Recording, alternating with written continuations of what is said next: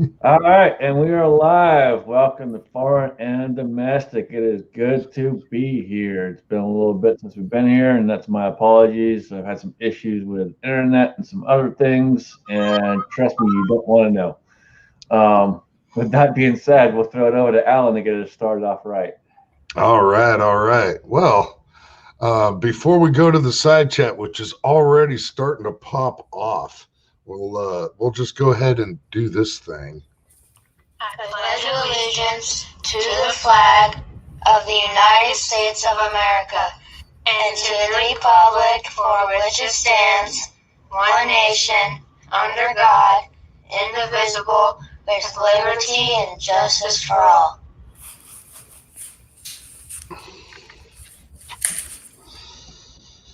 So rare is that being repeated anymore, but not here on Foreign to Domestic every week. Every week, I tell you.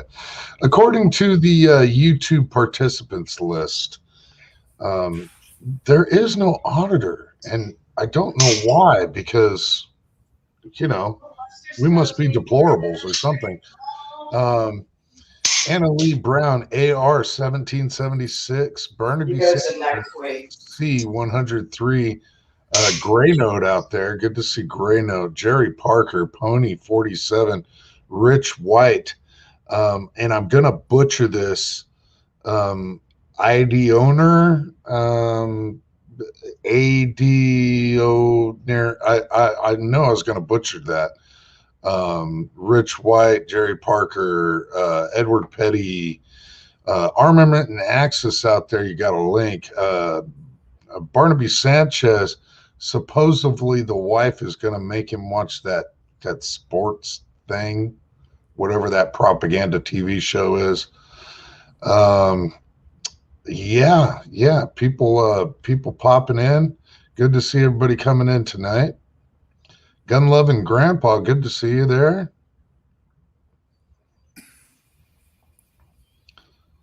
Broke Loader. Yeah, the stupid bowl. That's what it is tonight. Whatever that propaganda TV show is, I'm not quite sure. Yeah, but I am here slumming it with my green bottled beer. Heineken. Ugh. When you can't afford anything decent, Heineken.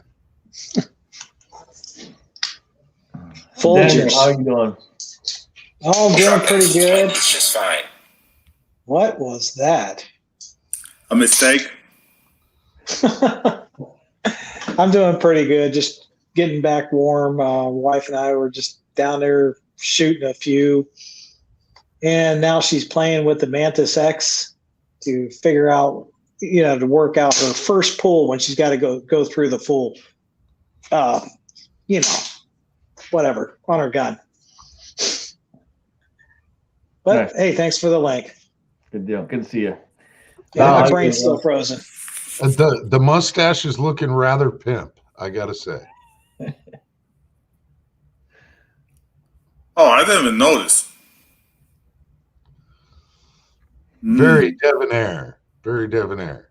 Yeah, he looks like a freaking 80s porn star.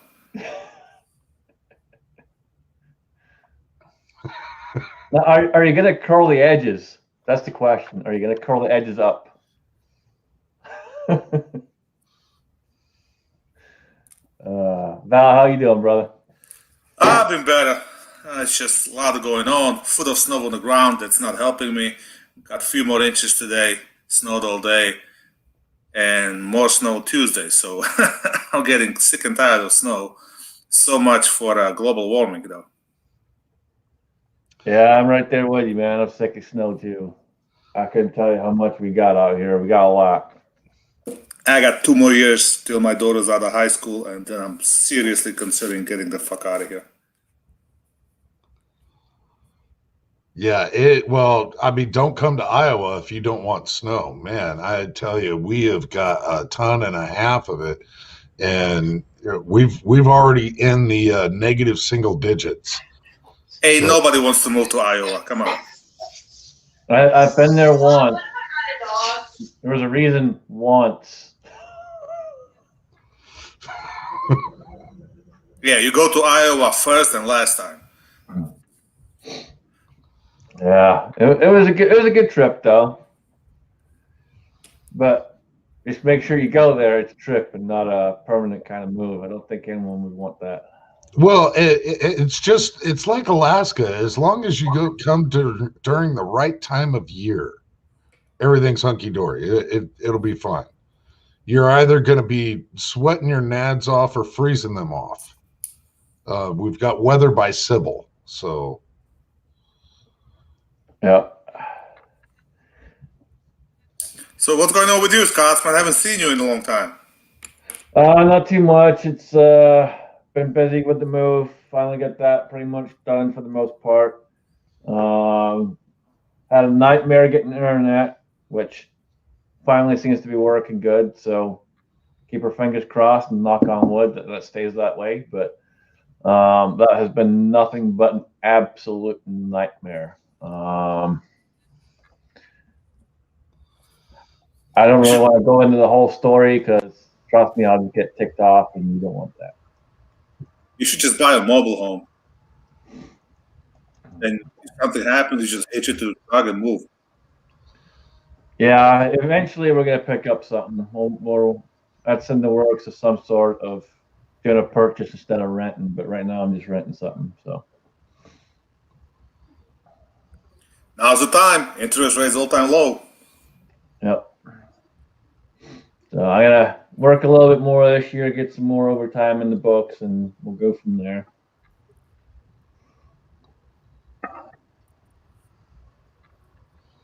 we've had the ever most famous Tom Olofsson join us in the side chat, along with Ghost Rider USA.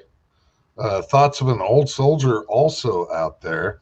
Now, Daniel, you could take some tips on how to curl a mustache from Thoughts of an Old Soldier. I don't know what kind of mustache mud he uses, but damn, that shit works. I'm just checking your mustache. Well, I mean, it just starts at the nose and ends at your belly button. What's up with that? No, I actually took a weed whacker to it because I couldn't eat.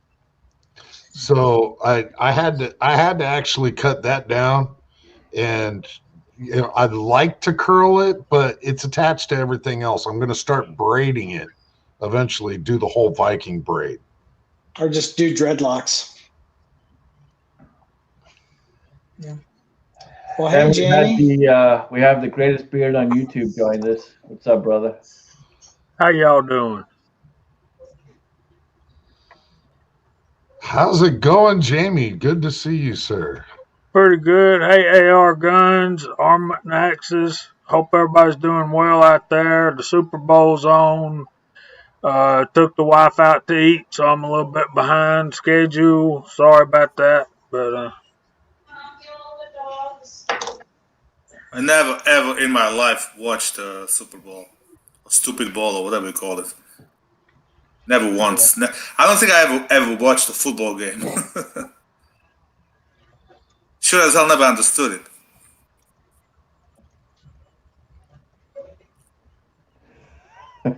we play sports that are not played anywhere else in the world. And lately we got into soccer, but we're no good at it, so we stick to our stick and ball games and football and, that kind of stuff. Wow. Yeah, we may not be good at what we call soccer, the rest of the world calls football, and that's just because we don't know how to fall down out of nowhere and act like we're injured. Hey, it's a skill. It is a skill. It's an art form, and the Italians do it best. Hey, real men play hockey. The Italians and Spanish do it best. I think it would be. Go ahead, Jamie. When I was in what they call middle school now, but when we called it junior high when I was there, we had a PE coach. His name was Coach Stepawani, and he was from Poland. And all we played was floor hockey and soccer. That's it.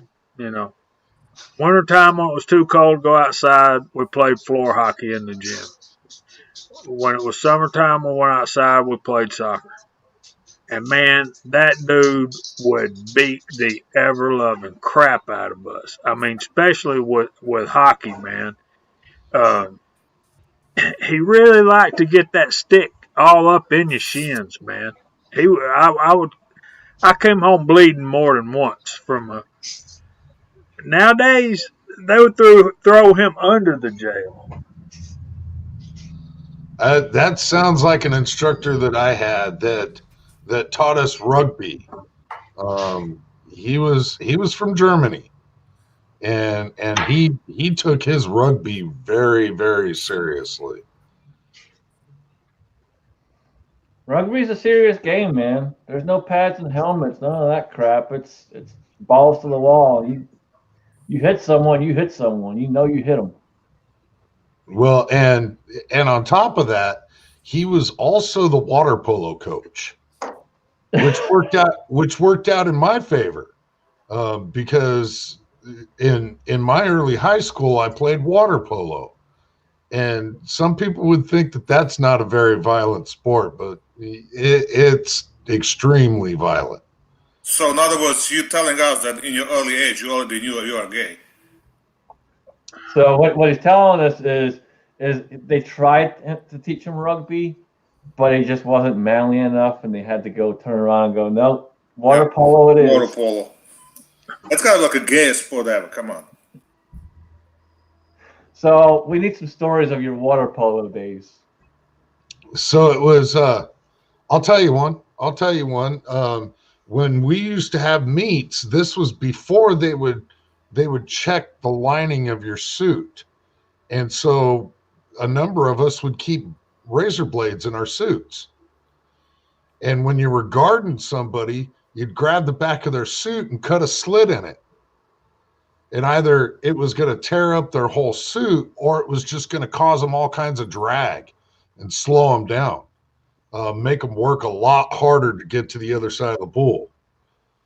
So you're saying suit, is this like a full body suit, like for when you go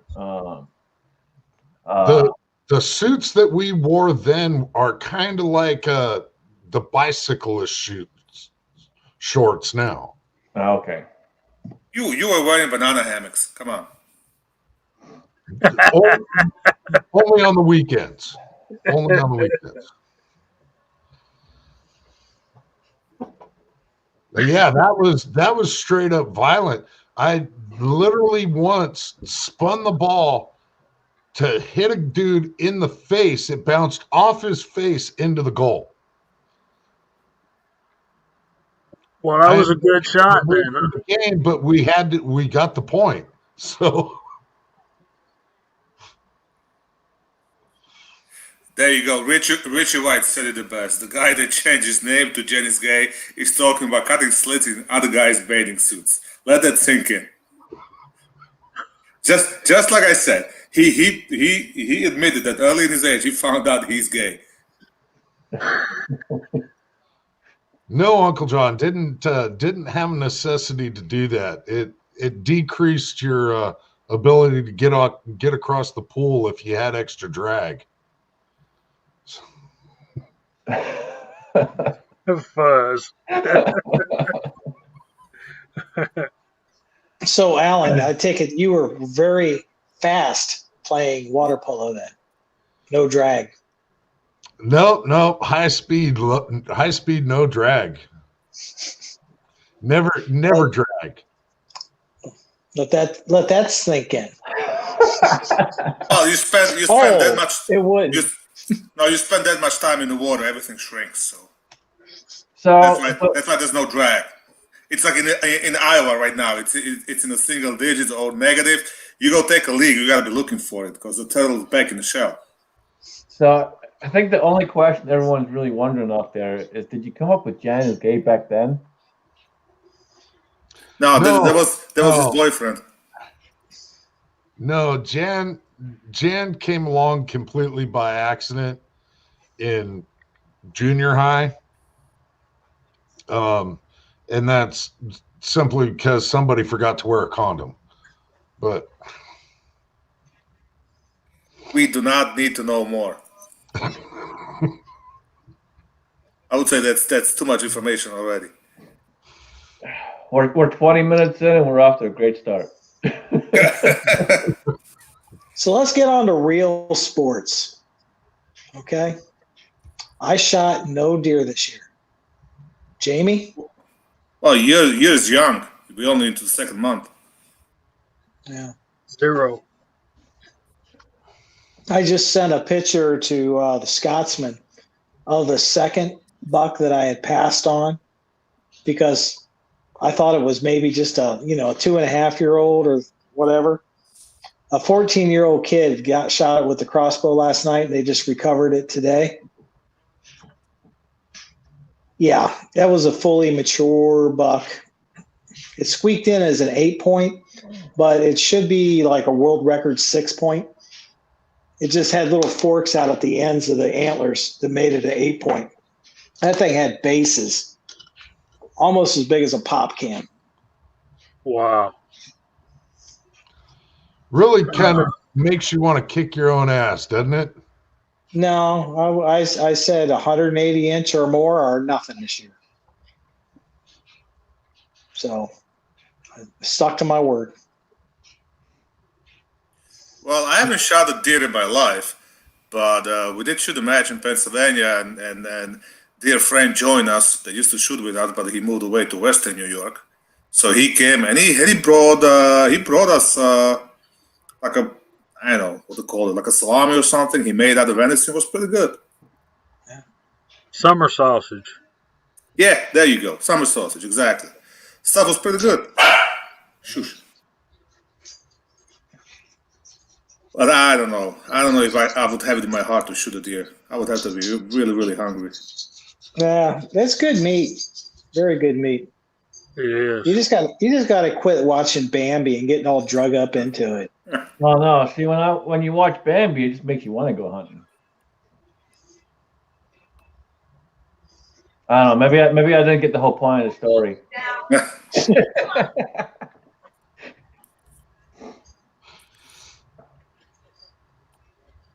So you too, Jamie. Nothing this year so far, huh?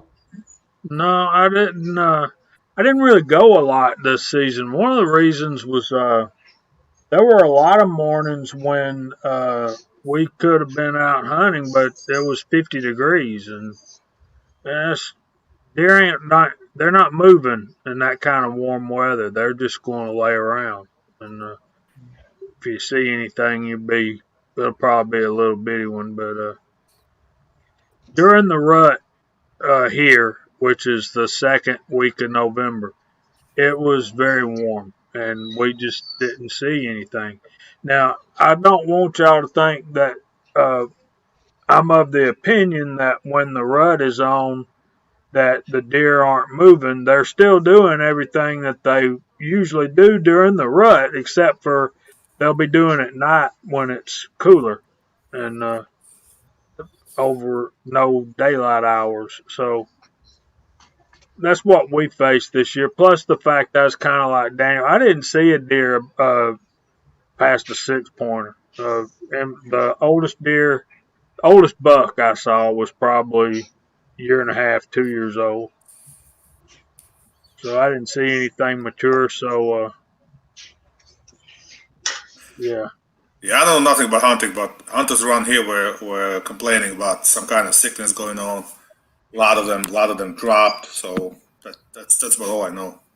It's called chronic wasting disease. It's a real thing. Like I said, not a hunter, so can't help you there. The stuff I usually shoot at doesn't move, or if it does, it's just slightly. How'd you do how did you do there, Val? Oh, that was a couple of weeks ago. You saw the video. Oh, yeah. I did okay, considering having done a whole lot, and I wind up shooting iron sights. So yeah, I did okay. It was fun anyway. Well, with the loss of your practice range, how are you getting any practice in? Well, I'm not getting any practice anyway because there's a foot of snow on the ground, so I couldn't even get to my range anyway. So that's no good. It's not written in the stone yet. I don't know. I don't know if the house sold or not.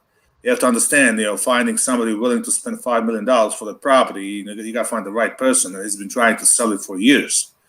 So supposedly somebody was really, really interested. They even brought the architect in, and because they think of building a couple more houses on the property. So I don't know. We'll see what's going to happen. I mean, first we got to get out of the winter. I got 3 freaking houses I need to finish, so I'll worry about everything else later. I have a club I can go and shoot at, but I can't bring the steel, and they got all sorts of stupid rules. But I can always shoot there. And I don't know, I'm going to have to look for something else. I guess we'll see. Fingers crossed. Maybe the deal will fall through, and I'll bring the trailer with the targets back. Yeah. Worst case scenario, at least you can be able to get some trigger time in, if nothing else. Yeah, with the ammo shortage and all COVID and all the bullshit, God knows what's going to happen with the matches next year. I'm already getting emails from the clubs asking us if we're willing to shoot, or we want to shoot less, or maybe smaller stages or stuff like that. So it's going to be interesting, very interesting, what's going to happen this shooting season, especially up here because we're limited because of the winter. I mean, we really don't have any matches till maybe April, but realistically more like May. I was gonna say, yeah, ours up this way, it's beginning of May is the first one, I believe, is what I saw on the list. Yeah. Last year, a lot of matches got canceled. A lot of big matches got canceled. So I haven't shot nearly as much as I wanted to. But, I had too much going on. I got too much going on right now. So you have to kind of pick your priorities. Yep. As much as I love shooting, there's other things in life. So, like whiskey? Well, that too. But, I got bills to pay, houses to build, pay for my kids' tuition.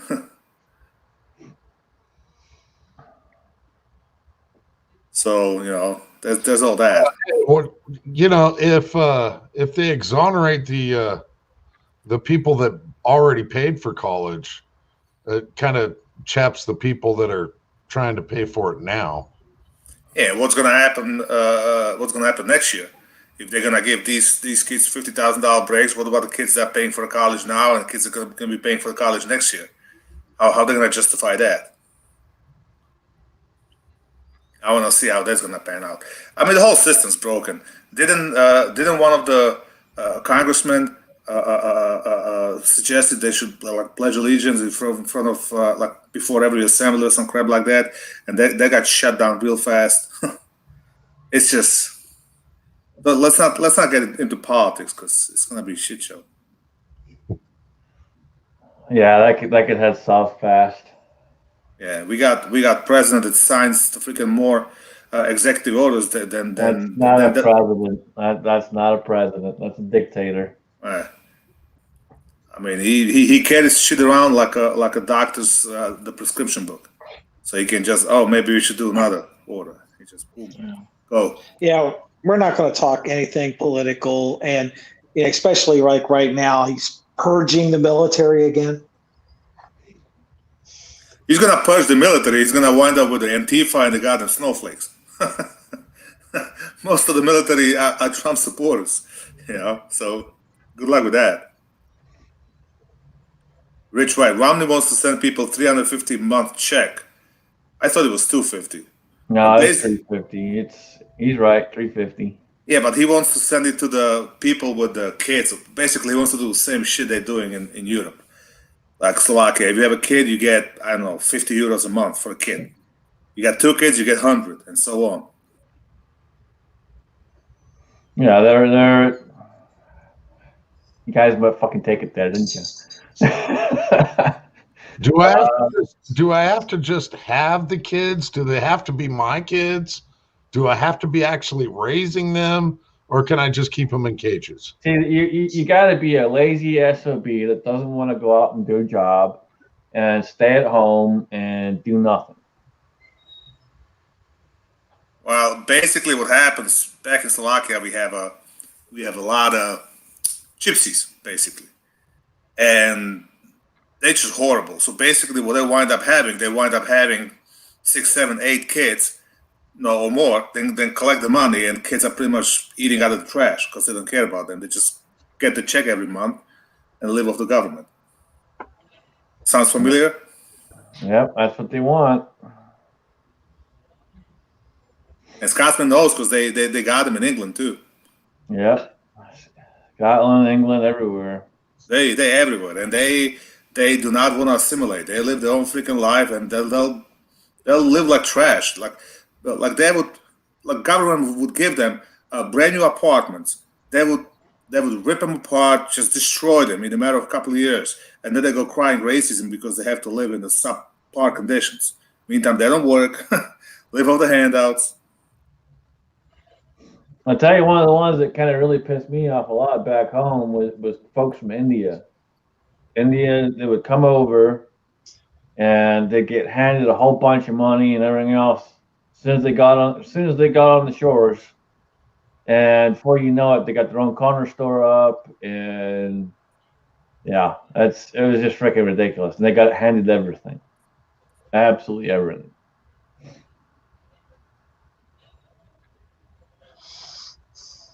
So, Scotsman, did you misplace your camera in the move, or? I haven't got things set up, and you don't want to see me right now. I look terrible at this point. Maybe I'll show you the setup here afterwards, but I'm not doing it right now. Well, you were never exactly easy on the eyes anyway, so. No, but I don't look too hot right now, so. Yeah. I mean, he just moved into the place, okay? So he's got his lawn chair there, his big fluffy coat, and his mittens, and he's sitting there like this. Well, minus the mittens and the lawn chair. I'm actually sitting on There a he speaker. is. You mean like this? Yeah. Exactly. I'm actually sitting on a speaker. I don't have a chair to sit on right now, so I'm sitting on a speaker. And so yeah, there you go. So in other words, you like the vibrations. No, it's not on. That's the only option I got to sit on right now. Mine is sitting on my bed, and I'm not sitting in there, so I gotta have somewhere to sit the laptop on.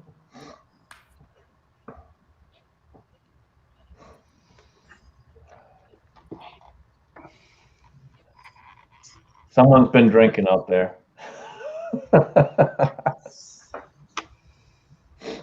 Yeah. Drinking or drunk already. That's one of the two.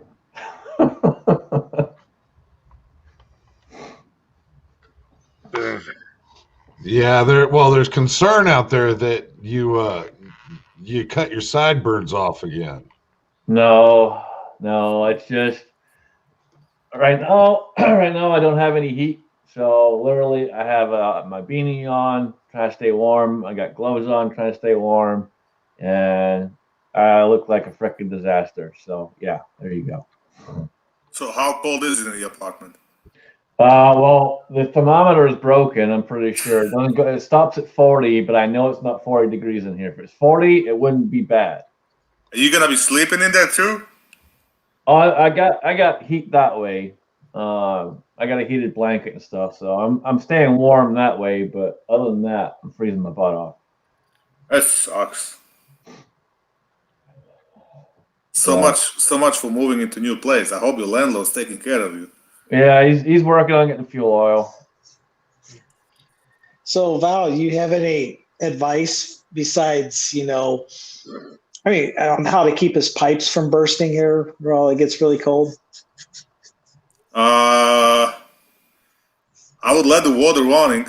I mean, open up the faucet, even just drip, just so it's moving. That'll help.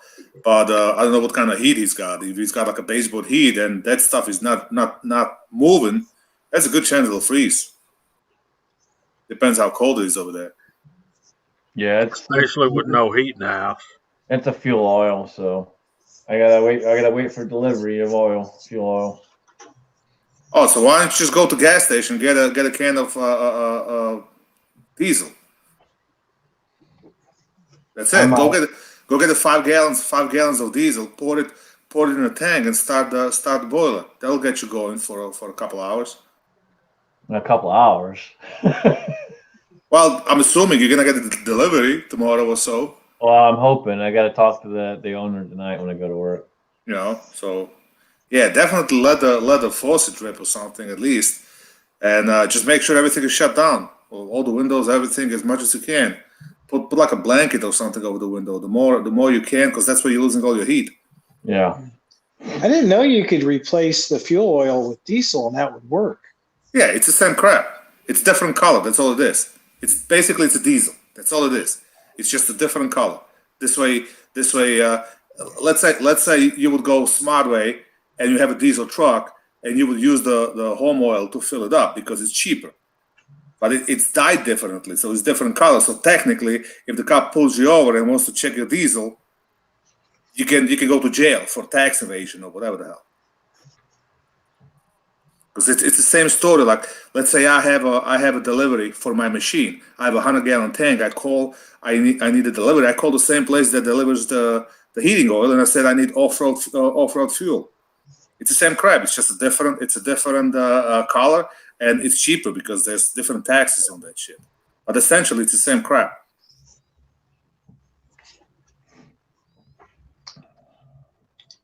Hell, you got the furnaces that would run on the used oil.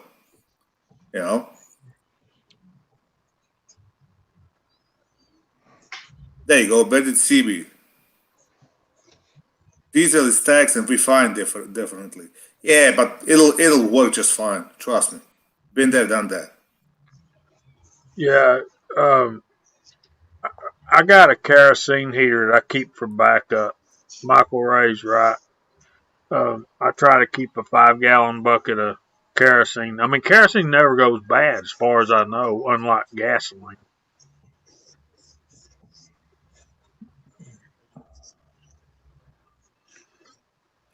Yeah, out here in farmland, that's a big thing. They check tanks around here in diesel trucks to see if you've got the dyed diesel in your trucks.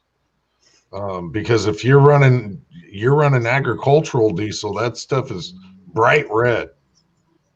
They just straight dye it red out here. Yep. But it's the same exact thing. It's just dyed a different color to show the different taxes. It's all about the almighty dollar, like everything else. Mm-hmm. Well, So New York Outcast, no, I don't have a slumlord. What happened was the heat wasn't working there for a while. We figured out what was going on. Basically, one of the components was broken. They replaced that, and it started working fine. Well, I guess he hadn't really had it been running. He thought it had been running, but wasn't running. So I didn't know how long the actual fuel oil was going to last. And when I went down there middle of last week, you couldn't see the gauge anymore. So it made it till Friday. So you've been without the heat since Friday? Holy mother of God! Yep. I should have next time go to the gas station, get a 5-gallon gas can, and just put a diesel in it. Could be worse. It could be Alan. It couldn't have had heat for 2 years. Oh, that's why he's growing the beard. Okay, that would make sense.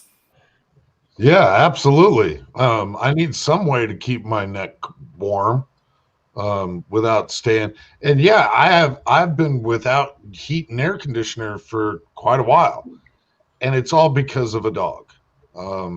Because I'm not supposed to have a dog.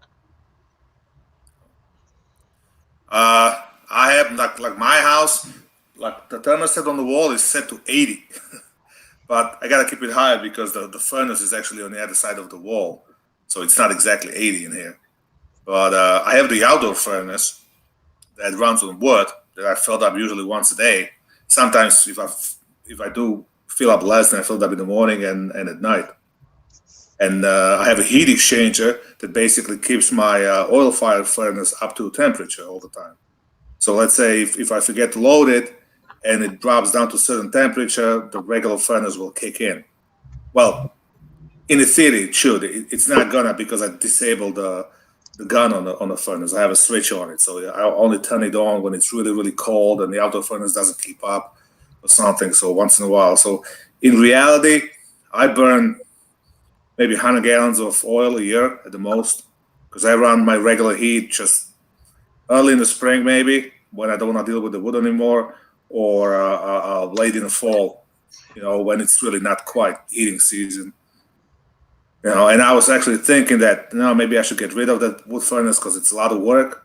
But now since we have the new potato in the White House, I got a bad feeling the oil prices will keep going up again. So I really don't want to, because when the heating oil is $2.50, it's really not worth running the wood. The only plus is that I get the wood for free, but it's still my time, work, and everything I got to put in. So I can be somewhere else making money and just paying for the fuel. But nowadays I was like, nah, I think I'm just gonna keep it for now. We'll see what's gonna happen. Because back a few years ago when the heating oil was $4, I was laughing at everybody. Down here, gas has gone up at least 40 cents a gallon since he got in office. Yep. Same out this way, about 40 cents a gallon. Yep. It's gonna go up. Yep. It's gonna go up.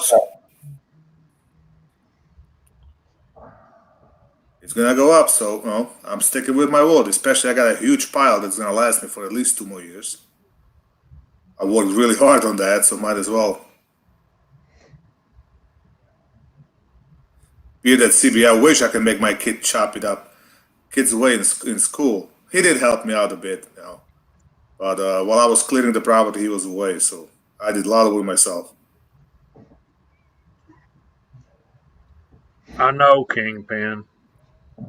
No one's going to say that for a while. It's supposed to be pretty cold here for at least a little bit longer. So, yeah, the one thing that really sucks for me is that the temperatures only rise during the week while I'm at work. And then on the weekends, they always drop like a rock. I'm like, gee, thanks. Appreciate it.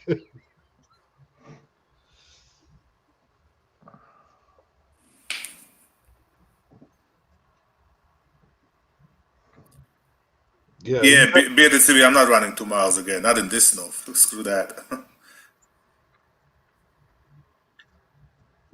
Well, welcome in, DJ Play Nice.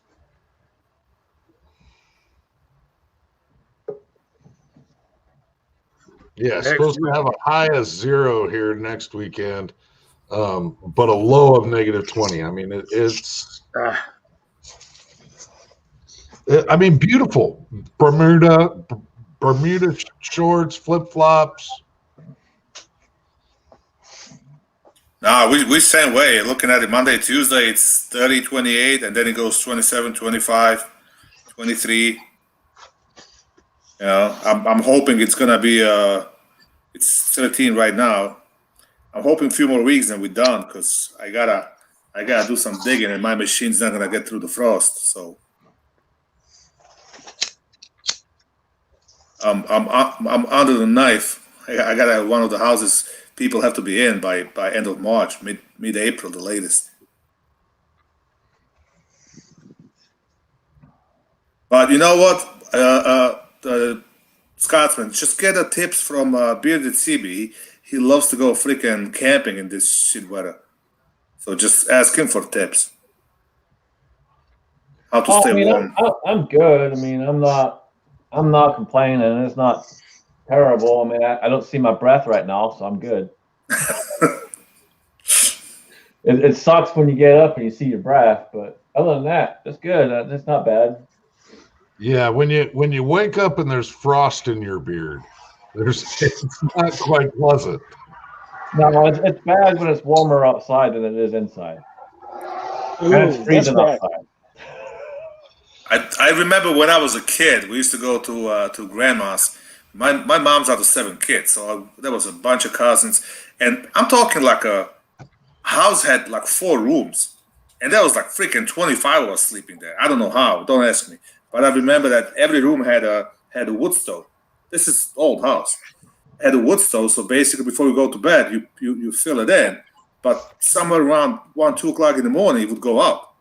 So by the time you wake up in the morning, it was freaking cold and you could see your breath. So she had this big coveralls that were like this thick, with the real feathers and all that, and you would just your nose would be sticking out of that thing in the morning. For some reason, those are like best memories when I was a kid. That's good sleeping, man.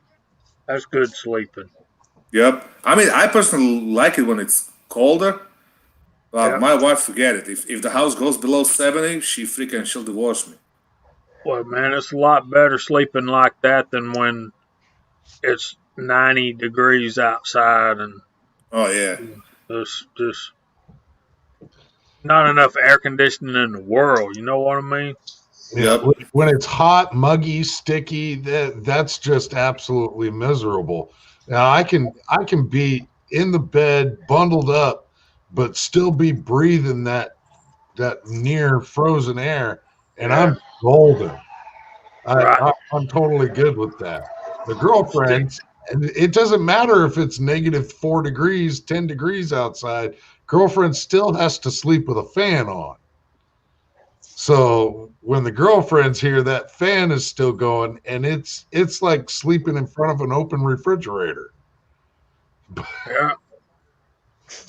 We sleep with a fan on, but we're in Georgia, man. It ain't really that big a deal. And I think more than anything else, it's just to have some air moving, some circulation in the air, ventilation, and noise. Kind of like a white noise so that the dog jumps down out of the bed, it don't scare you awake, that kind of thing.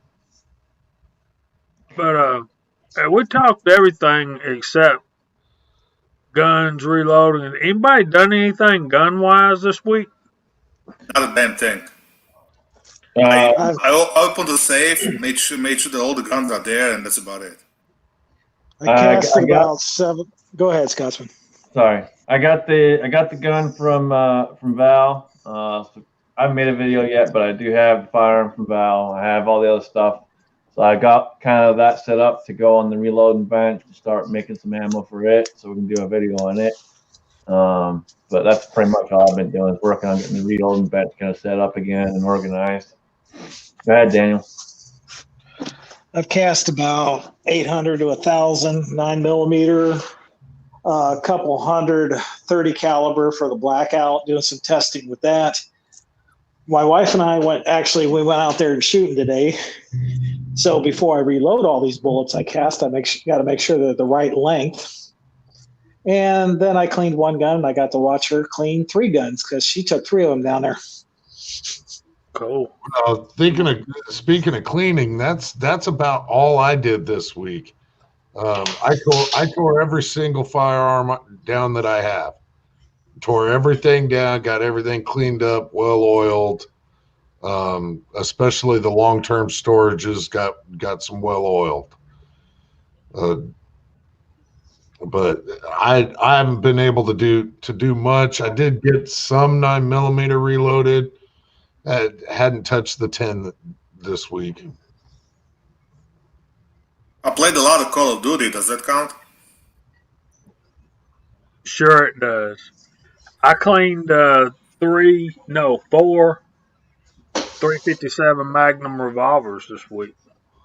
So Daniel, your wife cleaned 3, you cleaned 1, but wait a minute, didn't she develop something else to clean?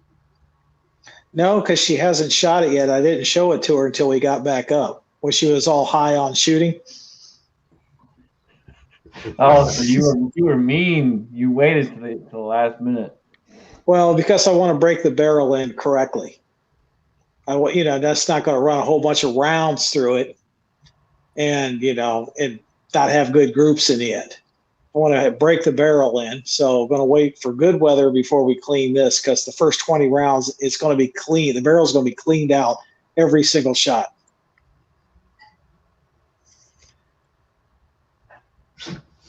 Oh, you're waiting for me to say something else? DJ Play Nice. Linseed Scott's- oil makes a beautiful finish if it's done correctly. The trick is to let it get completely bone dry before you put the next layer of linseed oil on. And you want boiled linseed oil, but I think that's the only way it comes. So Well, Scotsman, hit present. Yeah. Hit present. Ooh. Ah. oh yeah. That's one of the first 500 of them made. That sucker was up there on the rack, and all I did was throw my driver's license up there, and I pointed it, said, pull it down, let's get the paperwork out. And 40, that's it, 4570, 22-inch barrel, 1 and 20 twist, and yeah, it's nice. It has the loading gate and the tube feed. Yeah, tube fed and the loading gate.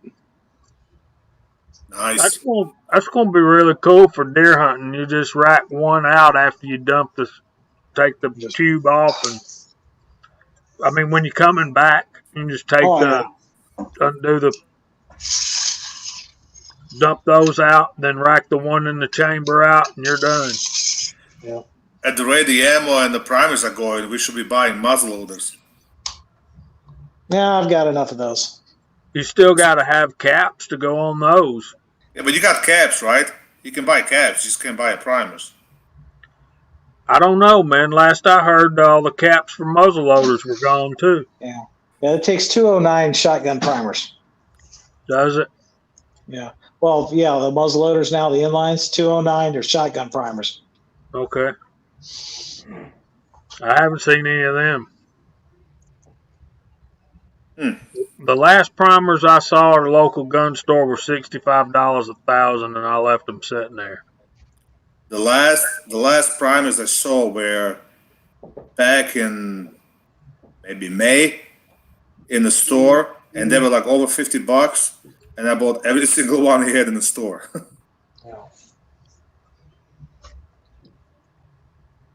Yeah, 50's a little bit high from what we're used to when we were buying for $33 to $35 1,000.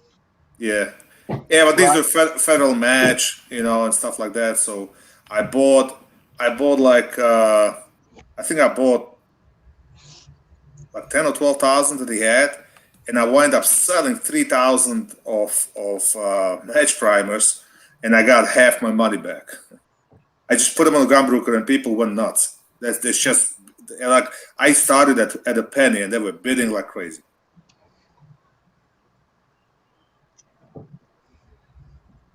I got a lot of people jumping in out there. You want to run through the side chat again, Alan? Sure, why not? We'll see what they claim as the participants list. Pink Shears out there. Good to see you, gal. Double O Man, New York Outcast, Michael Ray, Kingpin, JIT Preparedness, Fuzz Fork. We know Fuzz Fork is here. How could you miss him? DJ Play Nice, the Broke Loader, Burnaby Sanchez still out there, Anna Lee out there. There's actually a few out there that aren't on this list, it would appear. The ID owner, sorry, I know I'm butchering that. West Covina Dodge, yeah, good to see you. And it's just rolling out there, absolutely rolling. I'm not sure if I mentioned Michael Ray or not. Red October showing off his dead squirrels in his yard.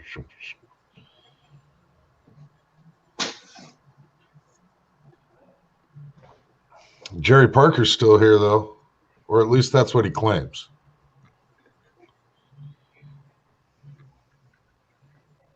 Good deal. Good deal. Lots of good people out there, including one that says he's going to bring me some heaters. So I appreciate that. I wasn't crying like a baby, but I appreciate that for sure. So I got some heaters on the way. So he's going to bring you some 44 rounds. I'm not sure. I don't know. When I was growing up, a heater was a pistol. Yeah. Well, I don't know if there's electric pistols anymore, but.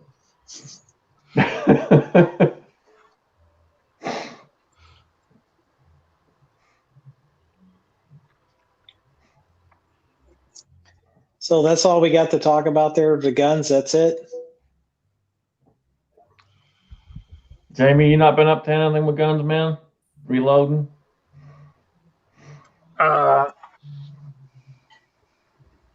Loaded these 357 Magnum 180 grain hollow points. And that's Shooter's World heavy pistol. Did you cast those hollow points? Chico did. Oh. And I powder coated them Ford dark blue. They turned out really nice. Is those from that new NOE mold? Yes, I think so. Yeah. Would be interesting to see like an expansion test on them. Well, I'm gonna shoot them in some water jugs, but they're not going to expand. They're over 20 BHN. And I also loaded these. Got 50 of those. These are 357 Magnum with 125 grain semi-jacketed hollow points. These are store-bought bullets that Big E sent me. So we're going to do a comparison into the milk jugs and see which one mushrooms the best. But I think I already know. Those, the ones that Chico cast, he used just straight clip-on wheel weights. So they're 20 BHN or higher. And I wonder if you like cut the slots in them. If that would help. No, it's just going to be too hard. What's going to happen is they're going to go into that water and just break apart. Yeah. The nose part, probably. Well, that'll transfer a lot of shock if you're just going to hunt with them. Well, he's still got the mold, so we can make some more. And I told him to cast me some more up, half and half stick-on wheel weights and half and half clip-on wheel weights. That ought to get us down around 12, 14, and I think they'll expand a little better at that point. Depending on how hard you're pushing them. Now, those have 10.3 grains of Shooter's World heavy pistol, whereas those 125 grain, they've got 14.3 grains. They'll be running about 1,600 feet per second. So, I hope to be able to do a video on that this coming week. That, and I got to do one on my my rifle, my American Predator 6.5 Creedmoor. I got a Magpul Hunter American stock on that, and I got I added a 20 MOA Ruger base, scope base on there for the Arkin SH4, which probably going to be like putting a spoiler on a Corvette or ribbon on a pig after you wash it. It ain't going to do a bit of good, but you know it's there in case if you need it.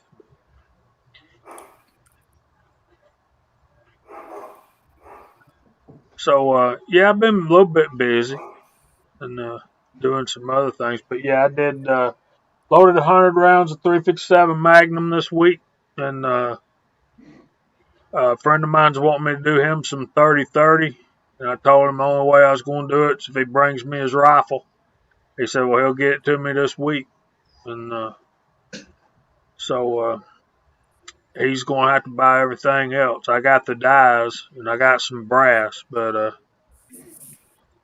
I got a brass, I got dies, but I couldn't even do much loading because But every time there's snowstorm, I put my truck in the garage, and I got so much crap in the garage that truck barely fits. I actually have to take the hitch off the receiver in order to close the garage door.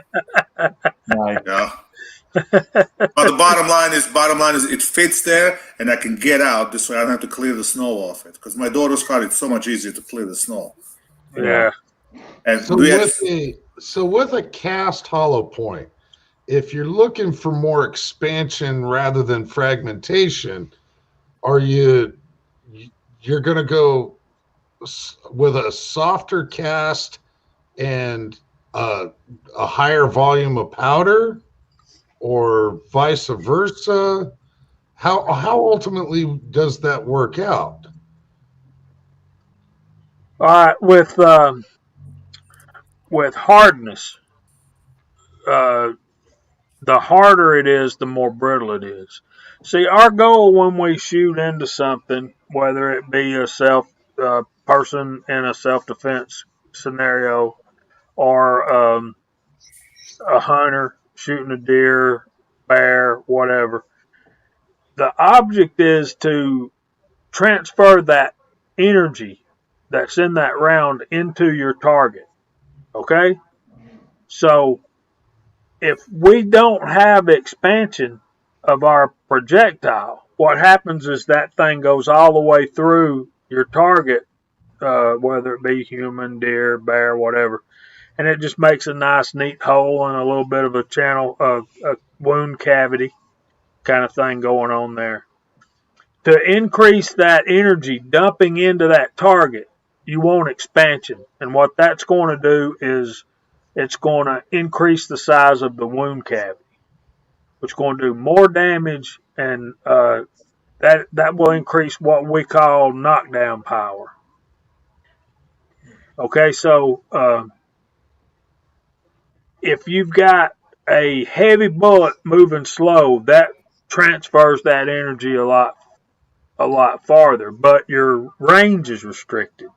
So to get out to, let's say, 150 to 500 yards, you're going to have more velocity. So as you're increasing the velocity of the projectile, it makes it more difficult to transfer the energy into your target.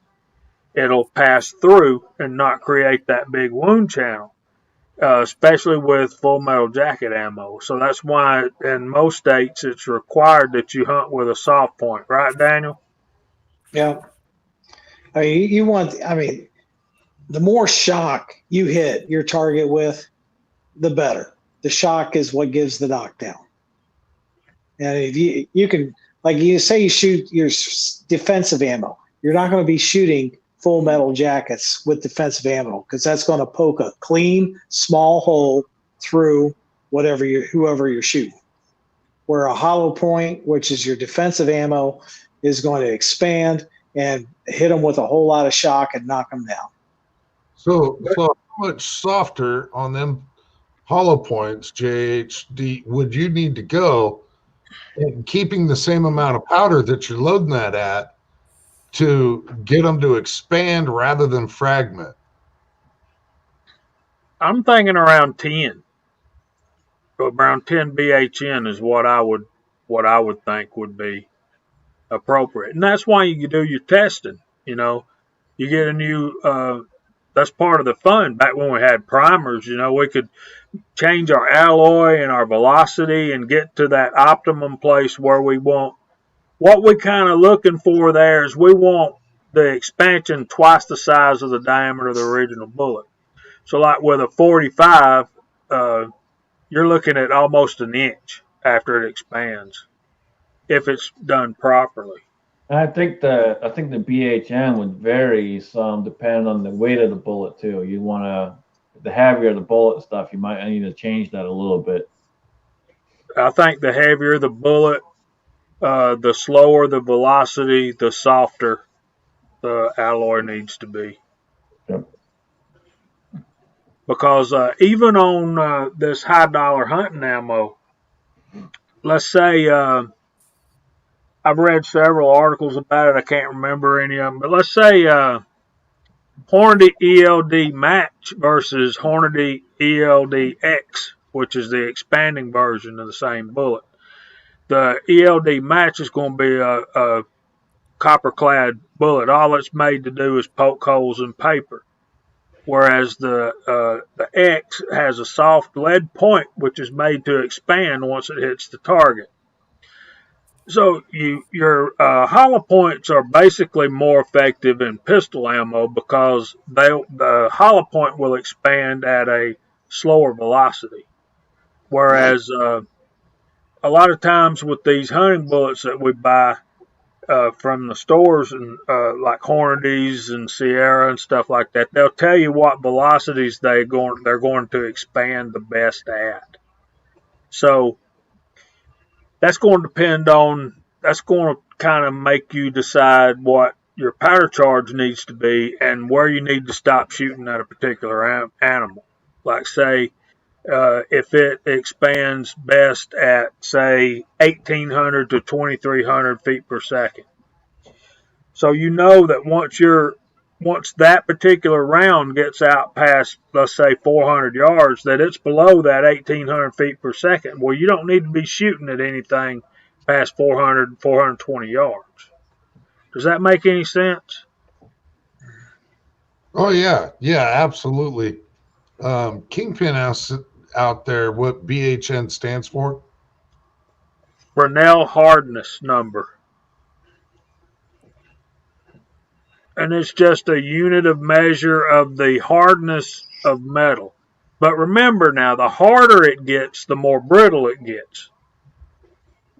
So yeah, you can run, and you also got to match your hardness with your pressure.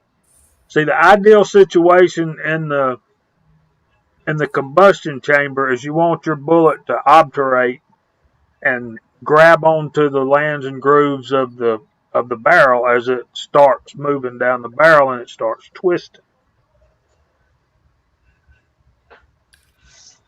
You got to match that together with your distance, your expected distance, and it can get to be rocket science if you dive into it hard and fast enough. Oh, it's a rabbit hole. Once you get into whole rifle and casting and all that, it's a rabbit hole. You can. There's so many factors in that. Pistols are easy, but even like a top competition shooters, open guns and whatnot, they use the hollow points supposedly to get a better accuracy.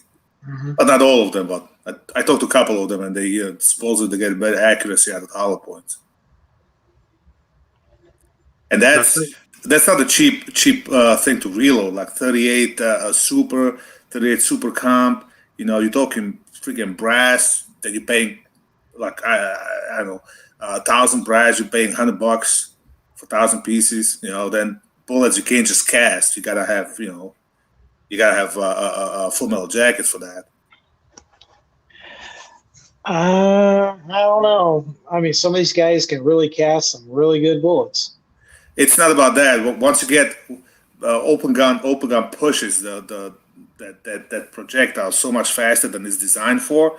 So when you just do cast bullets and coated bullets, you're going to be scraping that comp after every time you shoot the gun. Okay. That's the problem. I mean, you got the 9mm open gun I had. You would literally load the case to the rim, and then you put the freaking bullet and compress the load. So let that sink in with the pressures that are going there. Yeah. Not me, really hot stuff. Yeah, I ain't doing that. I'll give you an example. I started looking up load data for these 125 grain semi-jacketed hollow points I was telling y'all about. I didn't know I was in the rifle data at the time, but they had a starting load using H110, Hodgdon H110, which is some of our very favorite Magnum type loading. That stuff, starting load was 21 grains. Max load was 22 grains. I ain't putting 21 grains of H110 in no 357 Magnum case because you're only going to have about that much room to stick the bullet in there, and then you're starting to compress it. The thing I don't like about compressed loads, and I'm sure Val will tell y'all about this too, you're not going to get a consistent cartridge overall length with compressed loads. You're going to have to run that through your dive maybe 2 or 3 times, and you got to crimp the daylights out of it. Yep. So you're increasing the pressure when you do your crimping. You're increasing your pressure when you're compressing the load, and then you've already increased the pressure by filling that case up that high.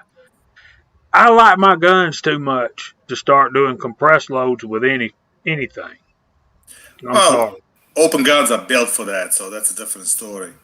You know, Well, they're built for that. I mean, you're pushing 124 grain bullet, and you're pushing it almost 1,400 feet per second. So, but most of the people don't use 9mm. The most of the top shooters are going to be using 38 Super or something like that, something with a bigger case. So you got more choices in powder, more choices in bullets and all that. But it gets expensive. I guess when you're running $5,000 gun, the rest doesn't matter. That's a good point, Kingpin. That gap, that little bit of gap between the powder and the bullet, the projectile, that does give you some room to get started with, get that bullet going, and it's that pressure, and of course. Bald done told y'all that those guns are made for that, and they are. I don't doubt that for a second. But most of my guns are old, kind of vintage type stuff, and I just don't want to get into compressed loads. That's all different ballgame. Yeah. But just because you got a gap of air, it doesn't necessarily always help. For example, a couple of years ago, we shot a match. I don't know, some IDPA match, I forgot. And there was one, I forgot the name, but the guy was pretty up there, like a top shooter. And at the chrono, he had a problem. He was shooting CDP, so he was shooting 1911, 45. And he had a problem. First 2 rounds were under. I mean, only a few feet per second, but he was under to make it a power factor. So he asked the guy shooting the gun to tilt the gun back before he takes the shot. Basically, put the powder right against primer. And the guy said, I can go as high as the berm. I can't go higher than that. So he did about almost 45 degrees. He did one of these that kind of knocked the powder. And then he did it for next 2 shots and actually increased the velocity a couple of feet per second for the guy to make the threshold. Well, like 45 long cold, for example, depending on the powder, you're gonna get a lot of unburned powder, for example. Same thing with the 45 ACP. If you're using like a universal, for example, depending on the load, you're gonna get a lot of unburned powder. I never had that issue with a 9 or 40.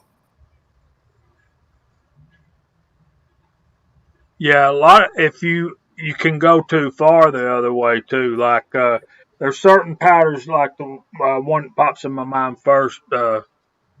Tight Group is made to go bang, just instantly.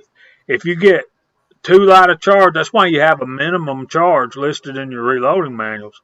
What happens is when you shoot, you go to shoot, and that cartridge is laying this way inside that chamber. It's possible for the fire to go all the way across the top, and instead of burning from the back to the front like it's supposed to, it just goes from the top down, and that's what's called a detonation. And at that point in time, you can kiss your gun goodbye and hope you still got a hand.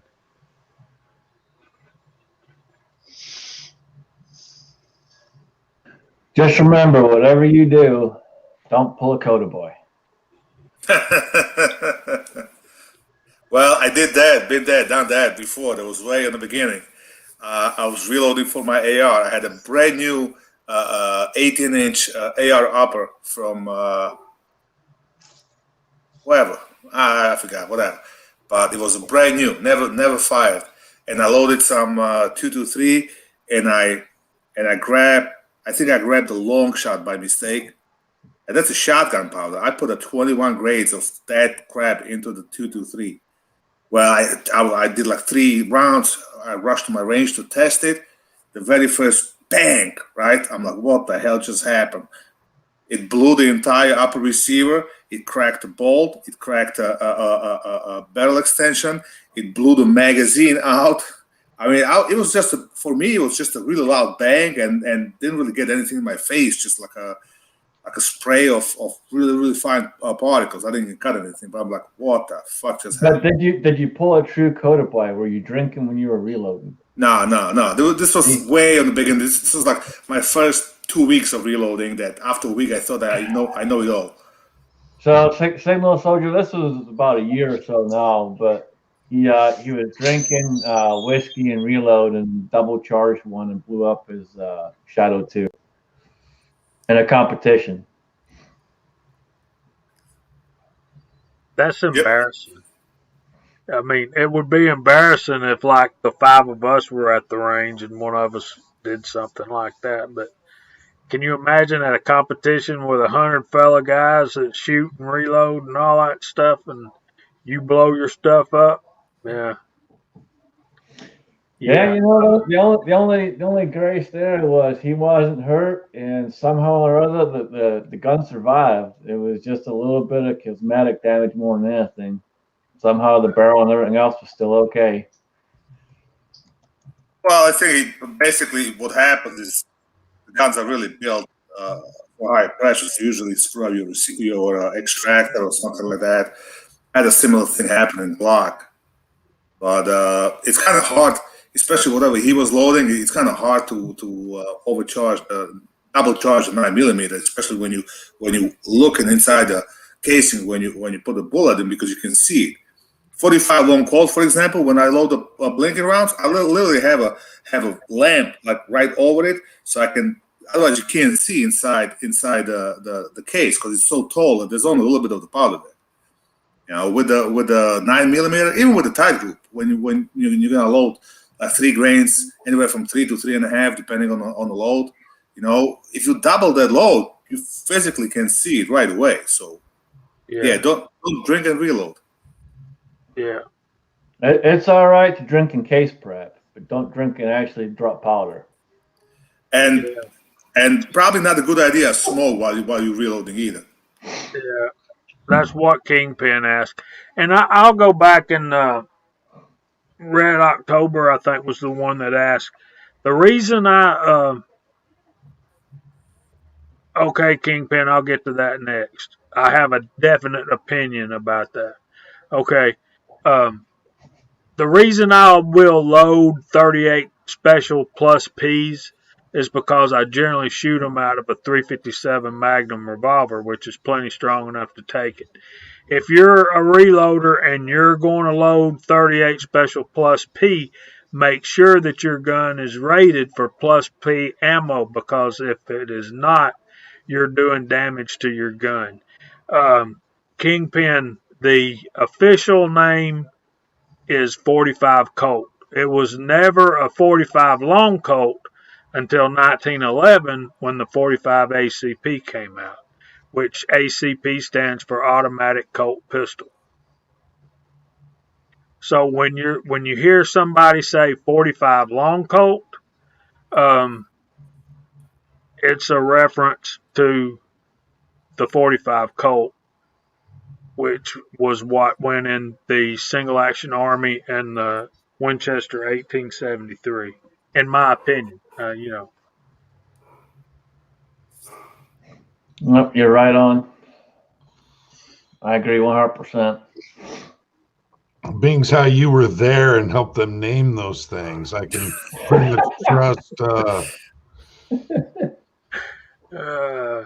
Yeah, me and Daniel was helping them out there. Yeah, there's a he missed it by a few years. That's why it's called 45 Colt, not 45 Jamie. Yeah, kinda, I guess. Yeah. Who's drinking long necks? I was distracted for a minute. I missed that. I just heard you talking about Colt 45s. No, we're talking about you and your social security number. That's only It's only two No, digits. no, it's 4. It's 4 digits. I'm not as old as Jamie. 3 of them are zeros.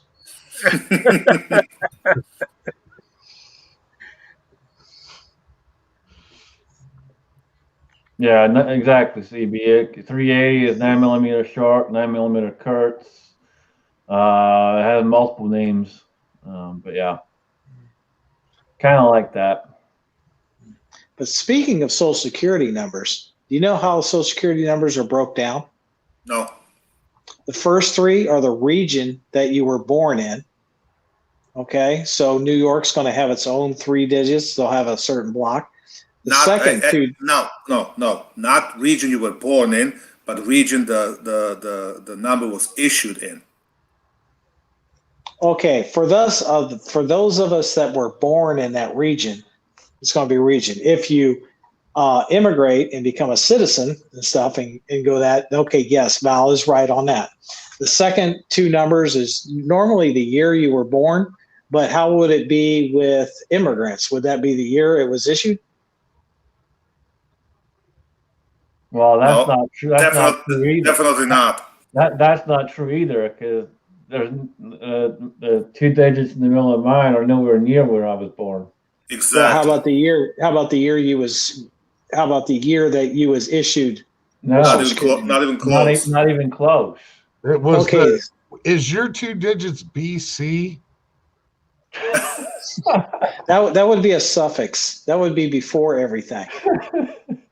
But hey, with me, my wife, and my kids, that two middle numbers was the year it was issued. In our cases, the year we were born. No. See, back home it was easier because your social security number was basically your date of birth. So your complete date of birth, and we don't do month and day. We do day and month and a year. So that's your first part of the social security number. And then there's only 4-digit number you have to remember. And that just makes it so much easier. See, Edward Petty, that's the point, brother. That exactly is the point. That's why they call me old and stuff, man. To be old school and call it 45 Long Colt is perfectly acceptable. It just means that you were not around before 1911, right? Right? Right. Yeah. And we got Arnott and Axis with us. Hopefully he'll behave himself. But Chris, how you doing? He's attempting to figure out how to turn his microphone on at this point. He's got to move 3 or 4 bottles of whiskey out of the way to turn on his microphone. Yeah. Chris, how the heck are you? Well, he had his microphone off there for a second, or on, but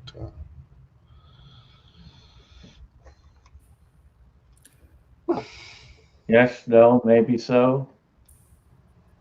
Okay, moving on.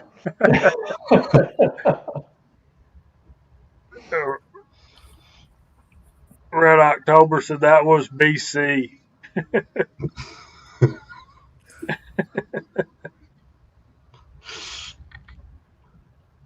Anyway, but yeah.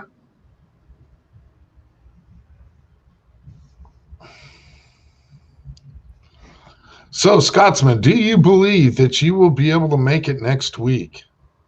I should be able to. Because I have a Battle of the Beard to issue. Go for it. And I would like to actually challenge Not me. himself,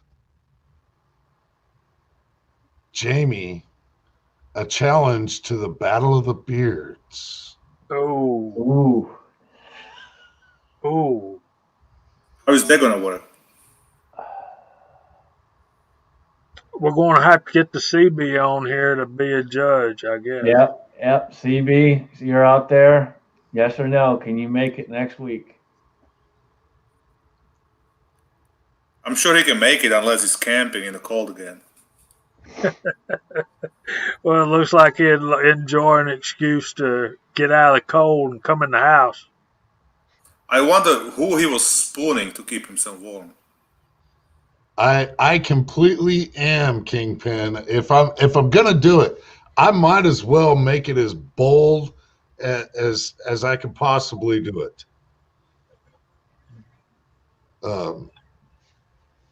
So yeah, I don't know if Bearded CB is still on with us, but that would be good. That would be good.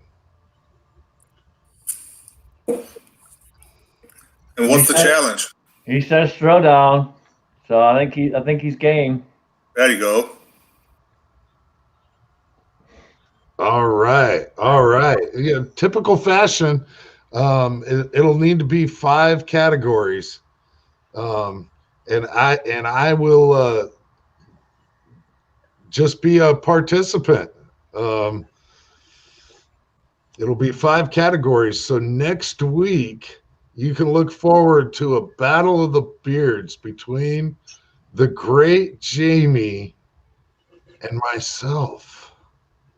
Yeah, another one I can lose, huh? Oh, come on, Jamie. I'm gonna have to win one of these eventually, or I'm gonna quit No. playing. I'll take my ball and go home. So just so everyone has a clear idea of what they're up against. What are the prizes? You have this hobo-ish looking, McSqueezy.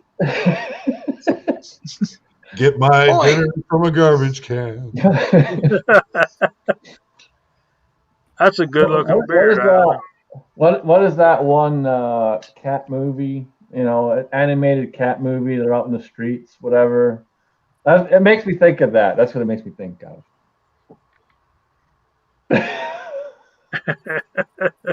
So we got that up against the refined gentleman himself. I don't know. Jamie's got that whole Amish look going on for him. No, Amish don't have a mustache. Okay. They don't, do they? Don't be stickler. I said Amish look. I didn't say he's Amish. Thanks, Max. I got you back, buddy. I'm thinking if Jamie puts a hat on, he could do it. Okay. Put a ball cap on. Well, I got tons of those. My wife hates them, man. I got them all over the place. I go out and try to buy a hat, and I have to ask her permission first. And T-shirts. I got stacks and stacks and stacks of T-shirts, and she can't stand it.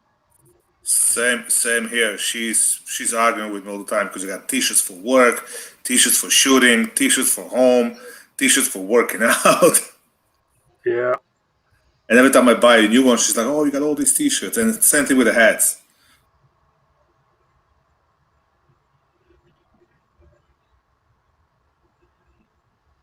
It's not looking like it, Fuzz. We are waiting to hear back from Dead Zero as to when we can have a meet and greet up there. The problem is, most of you guys know, is states are still issuing BS restrictions and stuff like that, and it's hard to get things to happen right now. So just bear with us. We're working with them; they're working with us, and we'll figure something out. Yeah.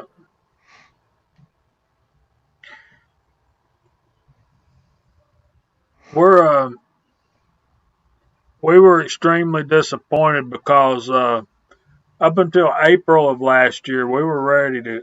I mean, they called it off at the last minute, really and seriously. We had like 2 weeks' notice that we weren't going to be able to do it. So, hey, did you guys read about that crap in Nashville where the YouTuber got shot?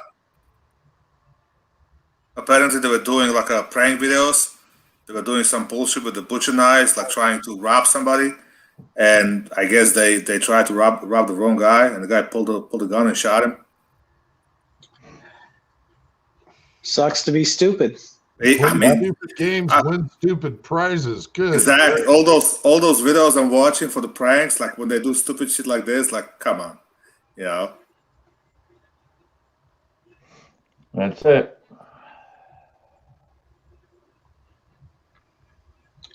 Yeah, because our worthless governor finally signed the whole stand your ground law. Is that right there, Scotsman? Yeah, he signed that a couple weeks ago, finally. So we no longer have to flee. Yeah, we got nothing. We have to I flee. wasn't fucking fleeing anyway. If I gotta sit there and fucking take care of business, I'm taking care of business. We gotta flee, and we can't even get goddamn insurance. At least I used to have the USCCA. I was kind of on the easy street, but now last couple of years that shit got canceled, and hopefully they'll figure out how to get it to us. Well, yeah, but do you have any resources in your state for anything like that? Nope. Our beloved governor kicked everybody out, so we can't have the NRA, we can't have the law shield, we can't have none of it. So if you have to use your gun, you're on your own.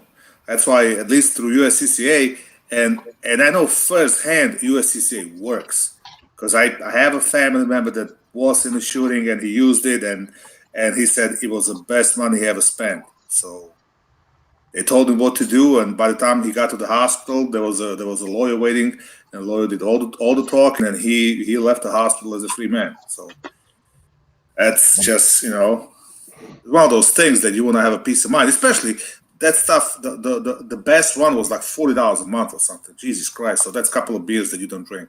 Yeah, it's like 45 or something like that. That's the one I have, and USCCA is a good company overall. There are certain things I don't like about them, but when it comes to the actual insurance part of it, they do a really good job. Yep. So I heard they figured out a way to go around it, because there was another company that we were able to get still in New York, because what they did, they were not an insurance company. It was sort of like a co-op kind of deal. So they kind of circumvent that, but I guess Como kicked them out as well. Yeah. Well, and see, this is kind of a two-way street right here with this comment. Another piece of proof of gun laws are meant to hurt good people, and it's very true, but it's also another sign of good gun owners taking responsibility and stepping up and making sure they're covering their own rear ends.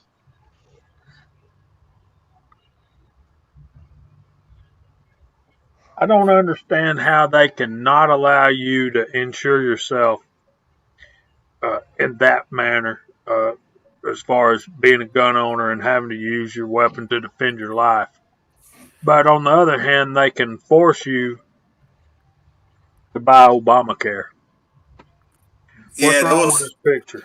This was a state something, and it wasn't just the cat insurance. It affected like other insurances. It was just a bullshit that the Cuomo did. We have don't forget we have a king for the governor. Okay, he from what I'm reading right now, same crap that's happening in the White House is happening in Albany. He's not doing press briefings anymore in person. They do it in Zoom. They screen the reporters that are allowed to be in, and the questions need to be presented before, and there's no follow-up questions. Okay, so much for the news. I mean, this is like freaking. They probably have it better than Communist China. So it's kind of like this is what you're saying. It's putting a fence and armed military guard around the Capitol, but tearing down the fence and reducing the law enforcement at the borders. Just about. Okay. When he's trying to approve $1 million plus a year is his goal. There's a problem with that. This state's going to the hell in the handbasket. I mean, it's getting worse and worse and worse. The taxes. I mean, yes, you can make a good money over here. There's a lot of money you can make in the real estate and all that, but it's just they pay good wages, but that's besides the point. When you're gonna spend it just as fast, like I had the showing, right, on Sunday. No, Saturday. Yesterday, I had a showing on the house. Well, I had another showing on Wednesday, and I had somebody else that was supposed to come on Friday. So a lady that came on Wednesday, she loved the house. She was going to come back with her husband, but she called the town, and she was researching the taxes, and it was way out of her budget.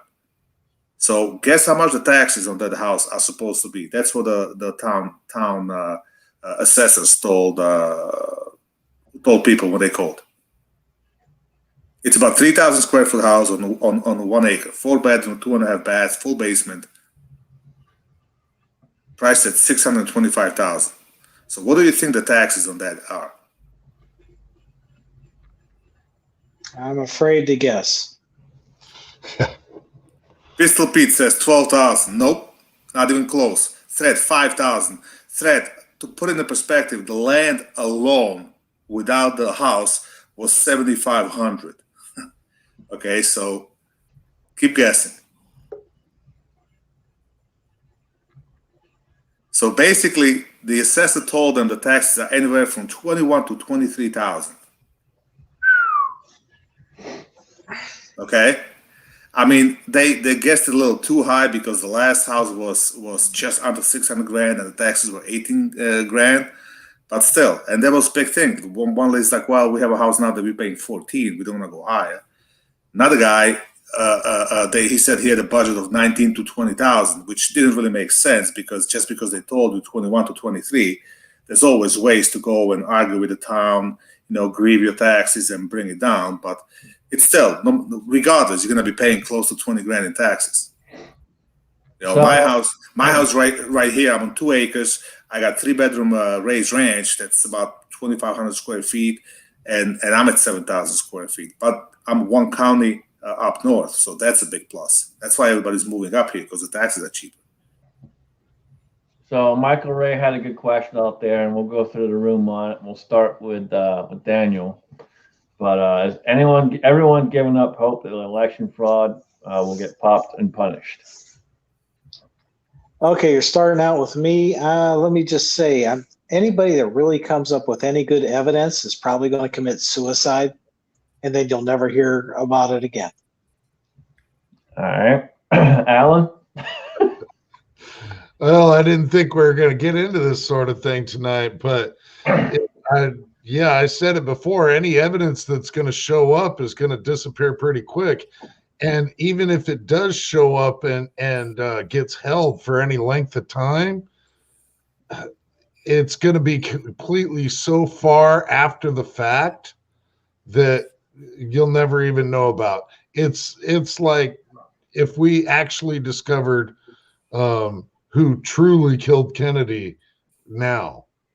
It just wouldn't. It'll be so far gone, but by that point, it's not going to matter. Val? Well, I just read that court is willing to look into 2 of his election fraud cases. I don't know which court or what it was. I think it's the Supreme Court. But in all the honesty, I think that ship has sailed, because at this point, they would have to go and full-blown show up. Yes, there's an establishment, there's a deep state, there's all that. They would have to expose everything. So unless Trump really has a smoking atomic bomb somewhere and special forces behind him and full-blown overwhelming support of military and they're just going to overthrow the government, I don't think so. Jamie? I don't know if he's still there or not. Maybe not. Chris? Chris is muted. I'm going to have to go with what Daniel said. I'm not muted here. Can you hear me? It says I'm putting out here. We can hear you now. Okay. No, I agree with what Daniel said. Somebody finds evidence, they're going to get Clinton. I did hear that the whole Supreme Court too, but I don't see hope. I really don't. So I'll say this. There's a couple of things not in our favor. Number one, he's already in. Number two, he's already trying to pack the courts. However, I would say never give up hope, because we're a free nation for now. We're a free people, and we have the Constitution on our side.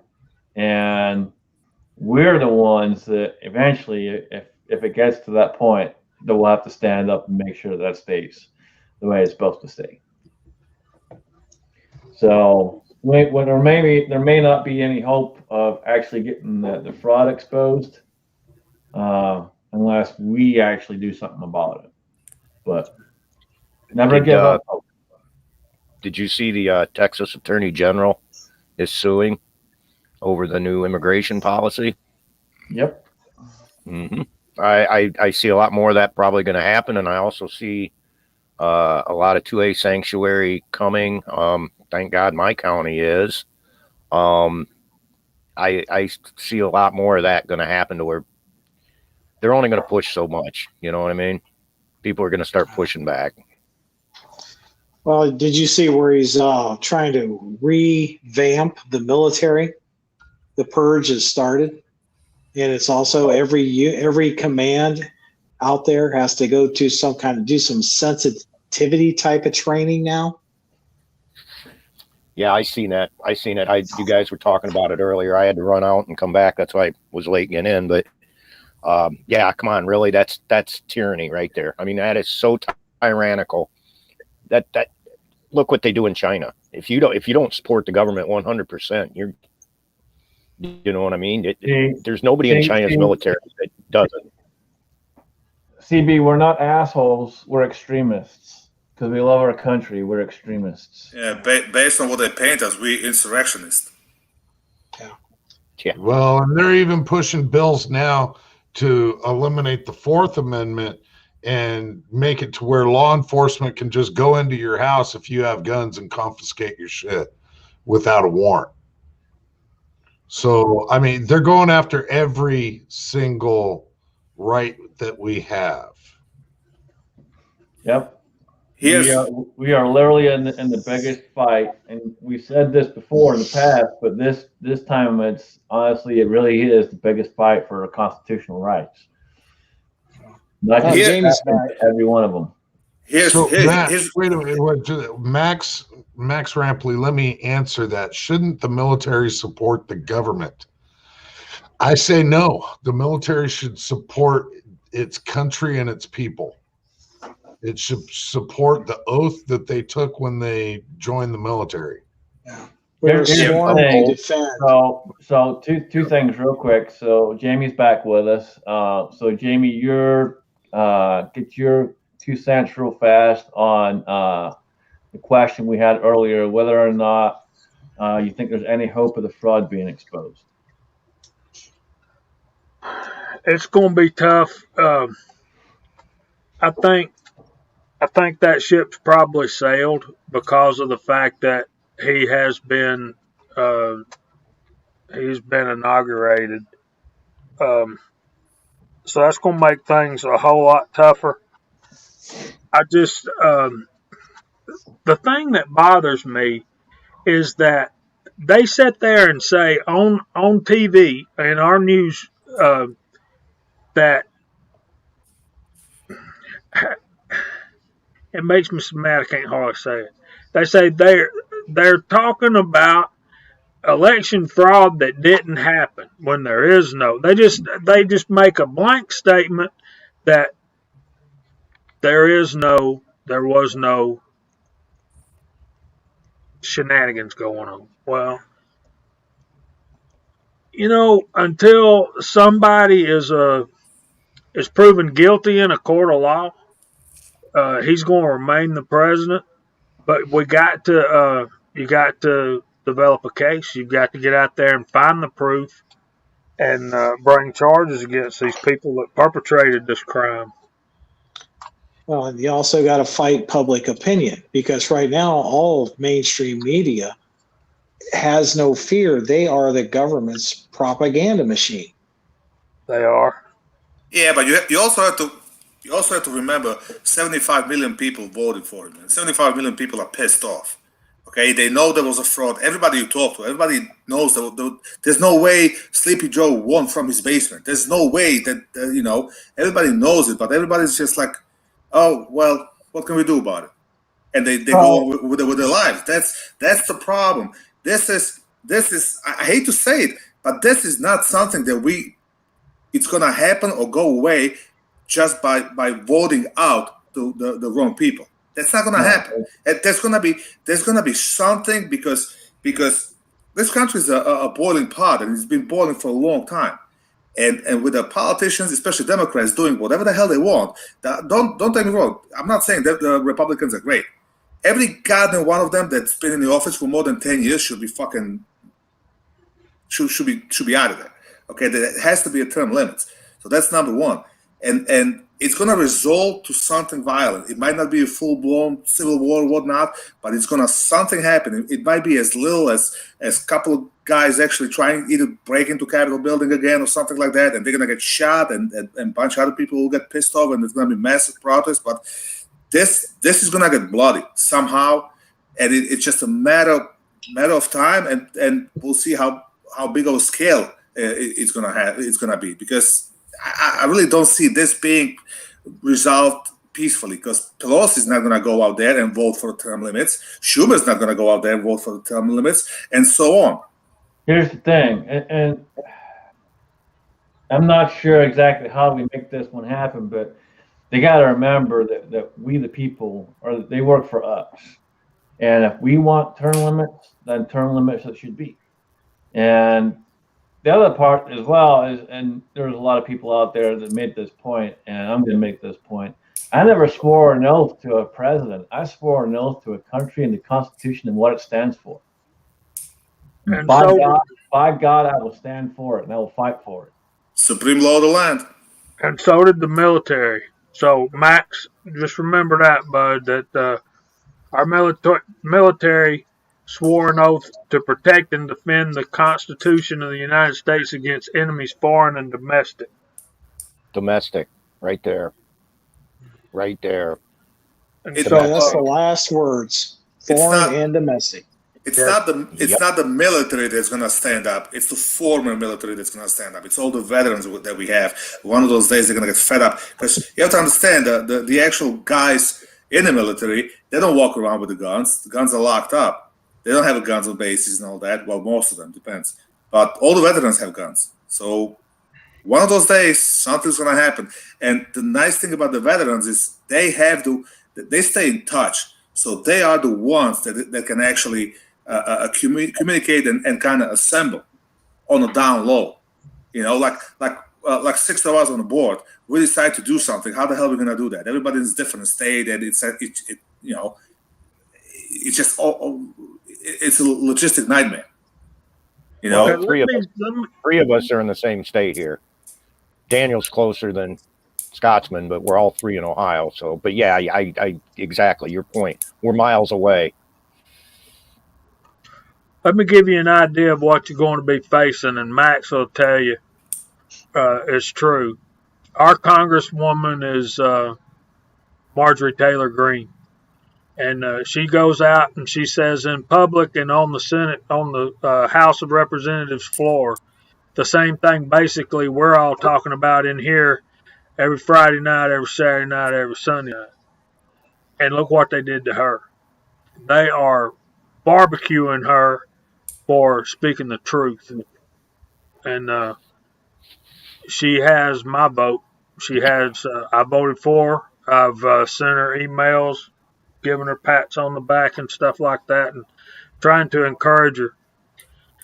And then she gets up on the House of Representatives floor trying to make amends and saying, well, maybe I wasn't educated the way I should have been, this, that, and the other. No, don't back down, Marjorie.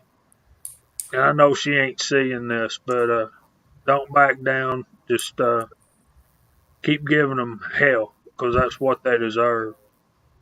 I watched a speech from her the other day talking about all this, and yeah, right.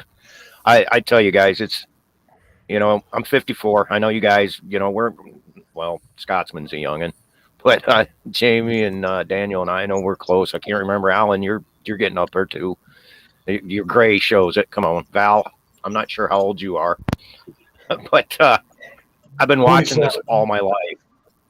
Yeah, we're all in real close. Been watching this my whole life, and Scotsman's right. Val's right. We're all right. This is coming to a point where, you know, look at the last election. Oh, where's the proof? Jesus, it was everywhere. You had how many people signed affidavits? It was everywhere. There was proof everywhere. And no, we're not even going to pay attention to that, blah, blah, blah. You know why? Because I'm pretty sure the House and the Senate wanted to get rid of Trump. Look what Pence did. Made his own vice president. You know it's bad when my brother back home asked me if I'm getting ready to paint my face blue and white. Yeah. Just thought about that movie the other day. It might come to that. It might come to time doing something like this. You know what? I'm kind of curious what's going to happen with the second impeachment and all that. And you know what? There's a good chance if they actually do go forward with it, and they are going to try to impeach him and all that, and God forbid they actually do. That might be the final straw for some folks. You know, and they know it. That's why they put a fence around the DC. That's why they're thinking a permanent fence around the Capitol building and all that stuff. So, you know, it's written somewhere that somebody that's always, you know, a senator, someone's always doing something wrong, they're going to be scared if the wind blows any direction. But somebody that knows they're right, they're going to stand, and they're not going to be afraid. So why is this fence around the Capitol? Because they're scared, because they know they're wrong. Here's the thing: it's the people's house. Why are you fencing out the people? Yep. Well, you know, and it's our house. What they did with the military on Inauguration Day, seriously, never been done before. You know, like we were talking about purging the military. I mean, this is tyranny. I mean, it really is. And you know, they say, oh, his approval rating, he got all those votes. Well, mathematically, it was impossible for him to get as many votes as he did. But no, there's no evidence here. Don't pay attention to the man behind the curtain. I mean, we have been fed this lie, and we're just supposed to believe it, and we're just going to let it happen. Well, that's that. What option do Gray Note makes a very valid statement, and I think it might be true. The fence is to stop Joe from wandering off. Yeah, Michael Ray had a good point earlier. He can't wander off when he's got strings attached. He's got strings attached on every single damn finger. Everybody's controlling that man. He has no cognizant thought in his own head. Go ahead, Jamie. Michael Ray had a good point. He said he believed that Republicans and Democrats were involved. Watching election returns is almost getting to the point of watching wrestling. You know what I mean? Like pro wrestling. It's all been scripted out. They all know what's going to happen before it actually happens. And if you gotta go along with the program. Well, you remember during the debate, Biden asking Trump, will you accept the results of the election? That was a baited question. He knew what was going to go on. He knew what was going to happen. He knew this was going to happen. It was planned. You know, and the whole thing with the Capitol, there's already evidence that was bought and paid for by the left. So, you know, well, don't pay attention to the man behind the curtain. So Max, with his comment, the people slaughtered a cop on Capitol grounds. Yeah, and Capitol Police also shot a veteran, an unarmed veteran. What cop was slaughtered? Exactly. There was no cop. There was no cop slaughtered. One died supposedly from a blunt force trauma 2 days later, and two of them committed a suicide. So you got 3 cops that died. None of them died directly on the Capitol ground or directly from that. So you know what? As far as I'm concerned, those might be the 3 that they need to get rid of. So Yeah, Well, they're laying him in repose at the Capitol Rotunda like he's a hero, saying that he died fighting back the insurrection. So that's what Max is talking about. look, I was down there, and so was the New York Outcast. And even though I wasn't there during that stuff happened, I got there about an hour later. I'm telling you, there were so many people that if they really, really wanted to get in, nothing would stop them. Not even if they start firing the live ammo, because they would just run out of the bullets. It was I'm talking few 100,000 people on the Capitol ground, on alone. I mean, everywhere you look, there were people. So there was just no way. If those people really wanted to get in and really grab all the senators and congresswomen and drag them by the feet, they would. You know, so that's the difference. I heard also that, he supposedly got hit in the head with a fire extinguisher, but they didn't want to release the autopsy reports and everything. Come to find out, he might have died from bear spray inhalation and complications from that. But they're not going to, and that might have been the shit they used on the crowd, This is one of the most secure buildings in the fucking world. Where's all the video? The only video they show is the cell phone videos that they have. Where's all the other video footage? There's got to be camera every 100 feet in that building. Oh, yeah. Did you see the video of the Buffalo dude and the Capitol cop just letting him in, just walking around? Come on. Seriously? An insurrection? My ass. Capitol cop's what are the chances of me asking you guys to leave here? That buffalo head wearing guy is QAnon. I mean, that's one of the big QAnon guys. And another guy that was standing there beside the woman that got shot, he was Antifa, and he was inciting a riot by his language. And he's got it on his own video that's going to, persecute him in a court of law. But do you see the media reporting on it? No. There's a lot of shady shit around there, but there's only so much people will take. The bottom line is this: I'm not gonna just grab my rifle and march for the Capitol. Daniel's not gonna do that. Jamie's not gonna do that. Alan's not gonna do that. Scotsman's not gonna do that. But you know what? If out of the blue, I know there's 200,000 people marching, and I can join, and there's 200 people of us. I got no problem with that. That's so. Like I said, the biggest issue is putting 2 and 2 together and logistic, organizing people. That's why I said that the veterans got a best chance of doing that because they have the means, they have the skill, and they have the faith. I think, in full disclosure here, I'll say this: Max is my nephew. He's certainly, this is America, and he's certainly entitled to his opinion, and we welcome those opinions. I think most of us on this panel are of the opinion, and again, this is our opinion, that the people that you saw doing the violent acts and taking over what Val was just saying, I think those were Antifa people that were dressed up as MAGA people. Am I right? Wrong? There's plenty of evidence out there that shows that and proves that, and you're exactly right. And again, you're also exactly right that he's entitled to his opinion, and we like having him here. He's more than welcome anytime. It's good to have opposing opinions and varying opinions and get people's thoughts and stuff. So, that's why we do this. We do this for everyone out there. We don't do this for me and Alan and Val and Daniel and Jamie and whoever else joins us to get together and bullshit. We get together so we can talk to you guys, get your feedback and hear what you guys say.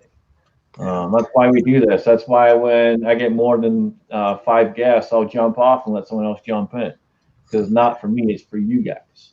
And we like hearing all you guys' opinions. Now, don't take me wrong. I'm not saying there were no Trump supporters in there fighting and whatnot, because it was a mob scene. So if people in the front trying to get in for whatever reason, and people behind trying to get in, and you're trapped in the middle, and those in the front are fighting, and cops are fighting them, and now you're just fighting to defend your ass because you don't know what the hell is going on. You're simply just in the wrong place at the wrong time, you know? Yeah, you didn't have a bunch of Trump supporters throwing pop bottles that had frozen water in them at the police lines. I didn't see any bottles of vehicles piss getting guns, for that matter. And even Yeah. even if you had a couple that got mixed in the mix there, you're still, there was way too many actual Trump supporters there to say that there was an insurrection. If they wanted to do an insurrection, they would have done an insurrection. It's that simple. You see the videos of people getting in and saying, occupy, do not destroy, do not break anything, you know. You see that. Some of them really wanted just to get in there, but I mean, a lot of the cops were just letting them walk in. They were walking them in and letting them be there. So, I mean, you got to remember that as well. You can't don't always assume from the first thing you see. All part of the big plan. He says, Max says there was a guy with 11 Molotovs in his trunk and active bombs found in the DNC and RNC quarters. First of all, those Molotovs, they found them in a cooler in a parked car. Let that sink in, how they found them, okay? And the pipe bombs they found in the RNC and DNC, those were a freaking joke if you see pictures of them. I'm not a bomb expert, but that was, you know, that was a freaking joke. So, yeah, Max, maybe you should brush up, stop watching CNN, watch something else, you know, and use your, for once, use your brain. Use your brain, not whatever they shove down your throat. Okay, because we are under the opinion. We are under the opinion that there was active agent provocateurs there to cause trouble. Yep. Yeah, he admitted earlier that he saw some, and he is intelligent. But he said earlier that he saw quite a few videos that made absolutely no sense, and one that keeps going through my mind is the one that Uncle Jim posted a link to his video, where they were bringing in busloads of these people in MAGA hats.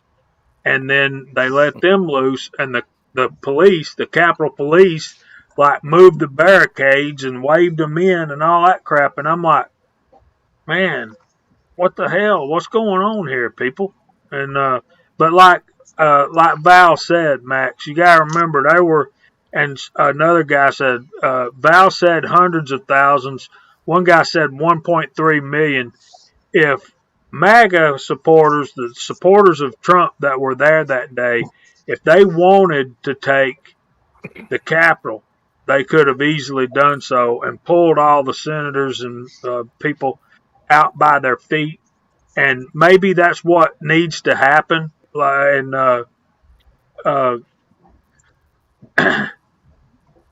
dang, Bearded CB said it earlier too. You know, if we wanted to own the Capitol, we would have done it years ago. And yeah, don't really pay attention to Max. He's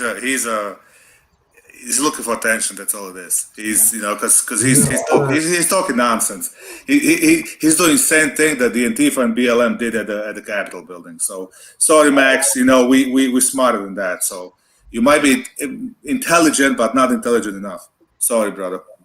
We tried to do a peaceful demonstration, and it got turned into the John Brown moment, another Harper's Ferry. Right. Did you guys see old AOC said that she was saying, oh my God, she wasn't even at the Capitol when it happened, and they caught her in the lie, I guess. But yeah, she was saying, oh my gosh, I was so scared, and blah, blah, blah. She wasn't even there.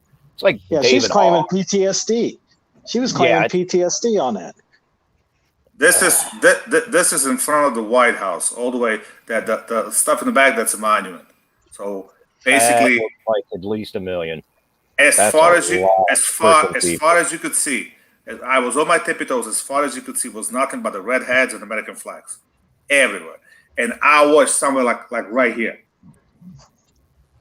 Well, you know, like we were all saying, if then Bearded CB said it, if we really wanted to, we would have taken the Capitol.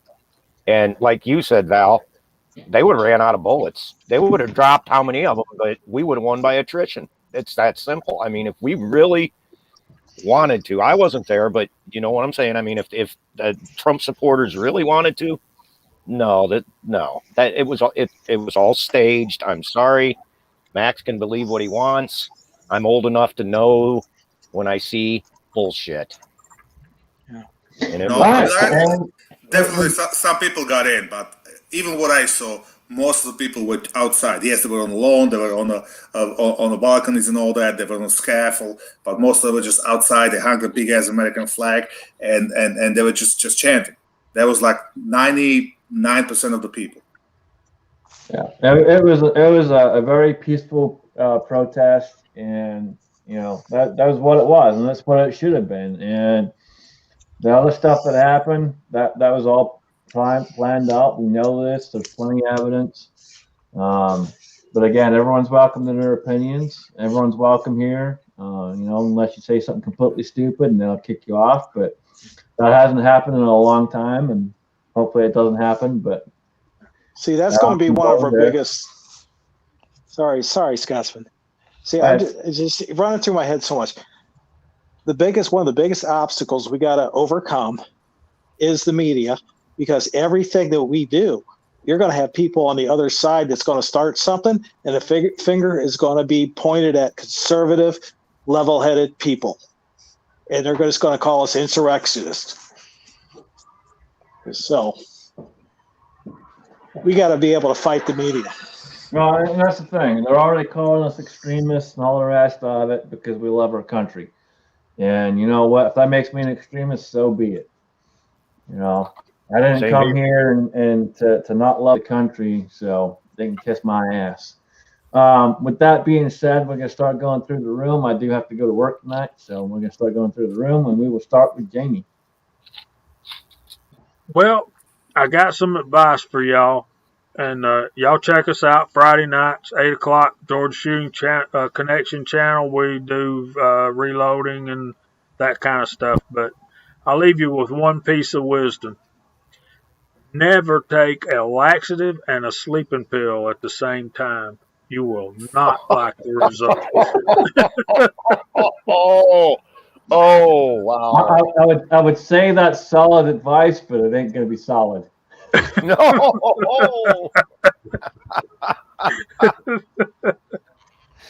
Oh, all right. Always good to have you, brother.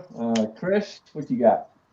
Nothing, man. Just enduring winter, brother. Just like you. I'm sorry it's cold. If I lived closer, I'd bring you a heater too. That's all right. I got a couple. Someone brought me some. That's cool. Yeah, I mean, everything that's going on, we all see it. I mean, it's like we were talking, the mainstream media, it's so blatant, and the mainstream media is just, of course, I've gotten to the point I don't even watch Fox News anymore unless I'm watching Tucker. I did see Tucker paid a visit to Hickok, which was kind of interesting. But and I can tell you this, Tucker's pretty tall because he didn't look short next to Hickok or John. So, no, I mean, I've been watching a lot of Newsmax, Right Side Media, things like that. I don't know what's on TV now. And, you know, this is one of the reasons I got away from watching TV, period. For one, the crap on TV, the shows are garbage anymore. And I hate commercials. And when commercials are left-leaning, I hate them even more. But the news, like I said, even Fox has went kind of left. And I just, it's like everybody that's watching this is taking it to heart for what they're saying. That's true. They're not thinking for themselves. And people need to start thinking for themselves. Other than that, find me on YouTube. I don't get on Facebook much anymore other than that app. Anyway, it's good hanging out with you guys, though. Sorry I was late. All right, good to have you, man. Appreciate it. Daniel. Well, I don't know if I can get as profound as Jamie, but I want to spray this. I'm just going to spray this out there. Oh, spray. Oh, my God. Don't. Oh, he said spray. Make sure Make sure you got some extra food in your home. Make sure that you got a way to protect it. Don't believe everything you hear, especially if it's coming from the news or right now the way the government's rolling, because things are flipped over upside down. And just keep the faith, and it's because Jamie and I, we know how this is all going to end in the end. Put your faith in God, in Christ. Amen, All brother. right. Good to have you, brother. Appreciate that. Val? Well, I'm gonna go a little bit opposite direction than Daniel. I'd say rely on yourself, help yourself, and God will help you. That's it. Alright. Short and sweet. All right, good deal. All right, appreciate everyone out there. We had an excellent chat, lots of good stuff in the side chat. Good to be here. We should be here next week, and we got a Battle of the Beard, so be sure to jump in on that one. Be sure to check out Beard CB. He's going to be promoting it, I'm sure, and I'll hopefully have a video coming out in the next day or so. Some stuff, and I'll make sure I push it and promote it on there as well. But it should be a good one. It's going to be Jan versus Jamie, so it should be good. With that being said, guys, I will throw it over to Alan to take us out. All right, man. Yeah. You know, Max, we do not at all look at difference of opinions in a bad way. We like having the conversations as long as they're bold, open, honest conversations. With that said, yes, if I'm going to do it, I'm going to do it bold. And the Battle of the Beards against Jamie, Father Time himself, was the true candidate. So I absolutely look forward to that. But along the way, and I'll drop it right here, right now, after that is done, if we have raised $1,500 to go towards Justin's final mission, I don't care how it got put to, even if it's done with super chats, I don't care how it's done. If we've reached $1,500, I will lose my beard and my hair live next week as well. So there's that. Also, one thing that I do want to drop a little advice to is when you do start getting around my age, Daniel, Jamie, if you take a half of Viagra before you go to bed, you won't roll out of bed at night. With that said, keep your magazines loaded and one in the chamber.